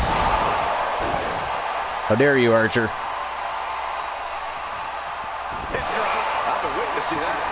TDL turning the tides here. Oh! Damn. Archer looks a little angry in there tonight. Don't fight angry! Don't fight angry. Look what you got yourself into, a pinfall there. That's what you get for fighting angry. That Anakin Skywalker fighting style. Is it just me, or did the last half of this show just kind of zip by? Yeah, it seems that way. Because, like, may have been that never, way since I joined the broadcast booth. we never, ever forget the betting lines. And yet we ended up at the main event. AKO! I think we were tracking it. We didn't even get to our list. We didn't get to a list. I didn't run down the, because I have down what took place on WCW. Not that most people already know anyways, but I was going to run down who won, who retained their titles. We didn't get to that. That reminds me. I was reading the recaps from Joe Link. Who is DYI? I don't know who DYI is, actually. I was kind of curious about that. Maybe a DIY from a different universe, perhaps? Yes, I was like... Yeah, I don't know. That's funny, though, that you mentioned that. Because I was literally thinking the same thing. I'm like, who is DYI? Do we know who they are? I don't know. Do yourself in. I mean, I don't complain because Joe Link is very busy and he's always gracious enough to recap everything. You get bored, you can go check out some of the recaps. Or when we have time, we occasionally read them live on the broadcast. We haven't done that in a bit, but we do that as well. So it's just appreciated that he even does it to begin with.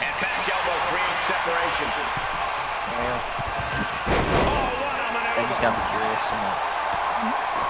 I thought it was funny. Man, there's not many people live tonight. I might play Fallout. Although Moon Raider, I believe, is running his... I think he has a live house show tonight. I already did it. Oh, you already did it? Damn. Yeah. Well, how am I supposed to watch it if I'm live? Like, you were here too. How dare you? You made me miss your house show. Oh, wait a minute. I can't even finish that sentence. Never mind. 1-0 for the Coalition. MJF picks up a pinfall over Eric Dangerous. Or Mufasa. Damn it. I hate that they don't have the exact same hairstyle, but they're similar enough that it confuses me sometimes with their stupid-ass ring gear. How dare they both? How dare they both? Trivia. All right, I'm down. That starred in a horror film. No, I did not. Oh, wait a minute. Did I not just read something about something Slayer, wasn't it? Or was that one she was watching? She was watching her own movie. Ah, I don't think it said that. Slasher Bitch. Did it say that? Or did it just say she was watching it? Yeah, she was saying she was watching a movie she starred in. I somehow missed that part of it, okay.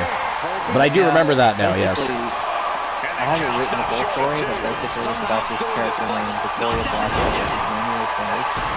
She was bullied in school a lot, and then when she grows up, she tries to keep it down and gets her revenge as some psychotic serial killer.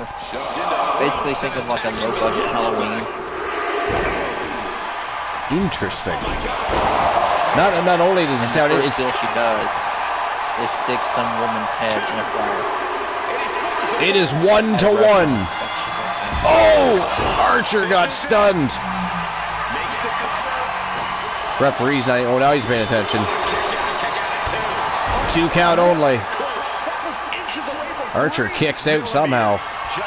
I thought he was done like dinner right there.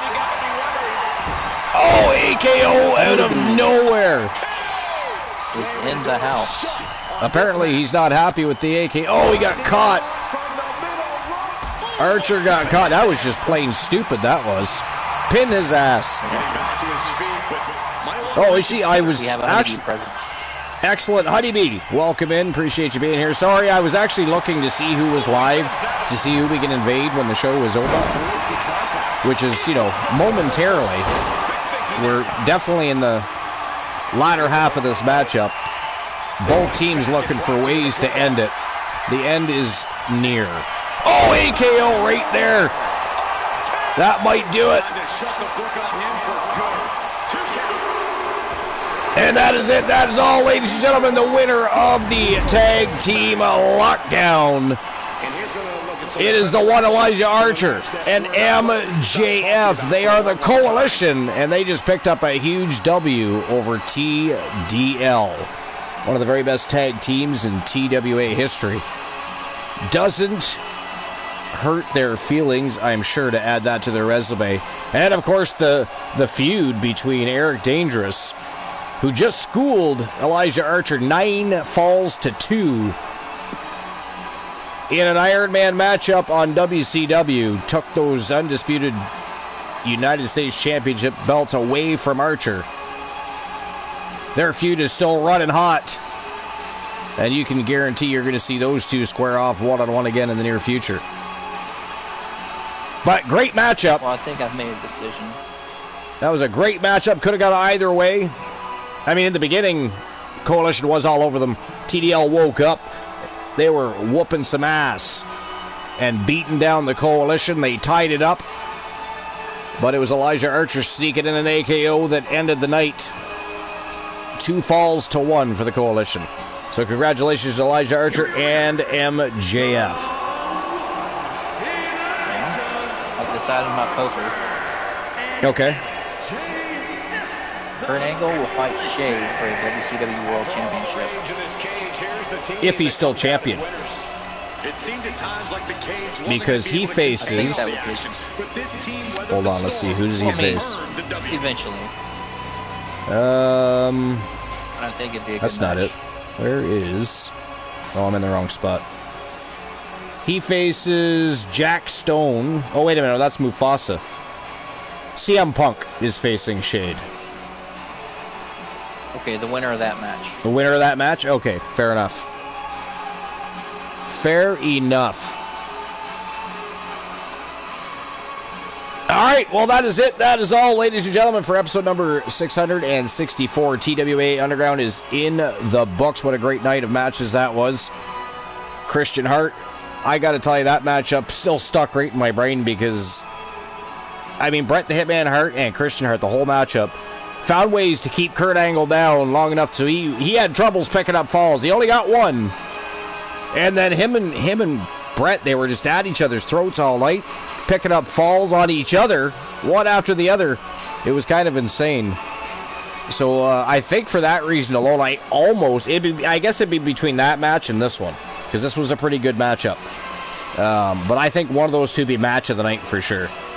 I'd almost give the edge to Bret, to the 3 Men of Iron matchup, because how they were able to contain Kurt Angle like that and keep him down and keep him from getting falls, to just score falls on each other, it was kind of impressive. It really was. But anyways, that is it. That is all. I don't know where we're going. I don't know who we're going to invade. I am up in the air, tossed up and confused.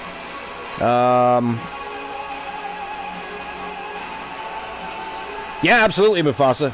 Absolutely. Just let me know when and what you want to do with that, actually. When and what you want to do with that. So I think, I don't know. That's another thing. I don't find Twitch has been very busy with people lately, especially people that we know. It's kind of weird. I mean, he only Moon Raiders live, but that's not really. He's like. Yeah, he's already done his show.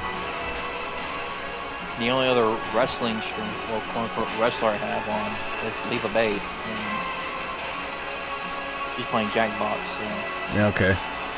Well, Snorhawk64 is live. It's been a hot minute since we visited him.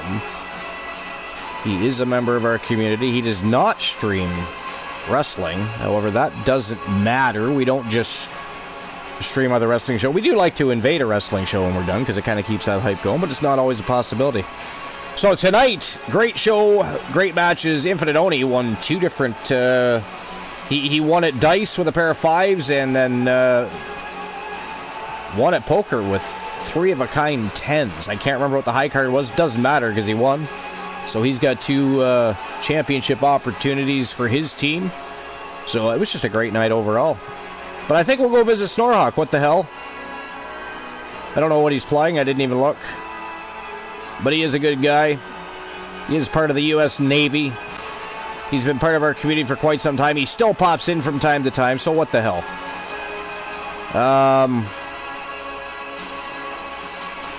There we go. Rina Tama? Is that how you pronounce that? Am I reading that wrong? My eyes are fucked. Fucked. But anyways, welcome in. Unfortunately, you actually came in at the very end of our show.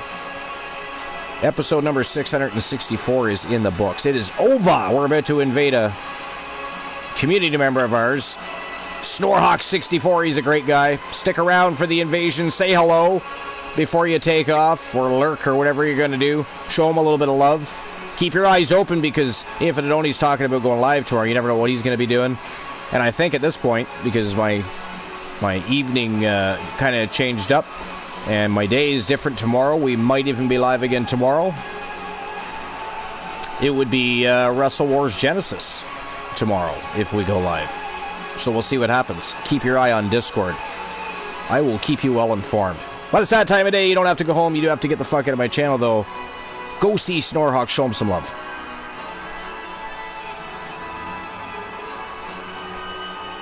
And cut. And cut.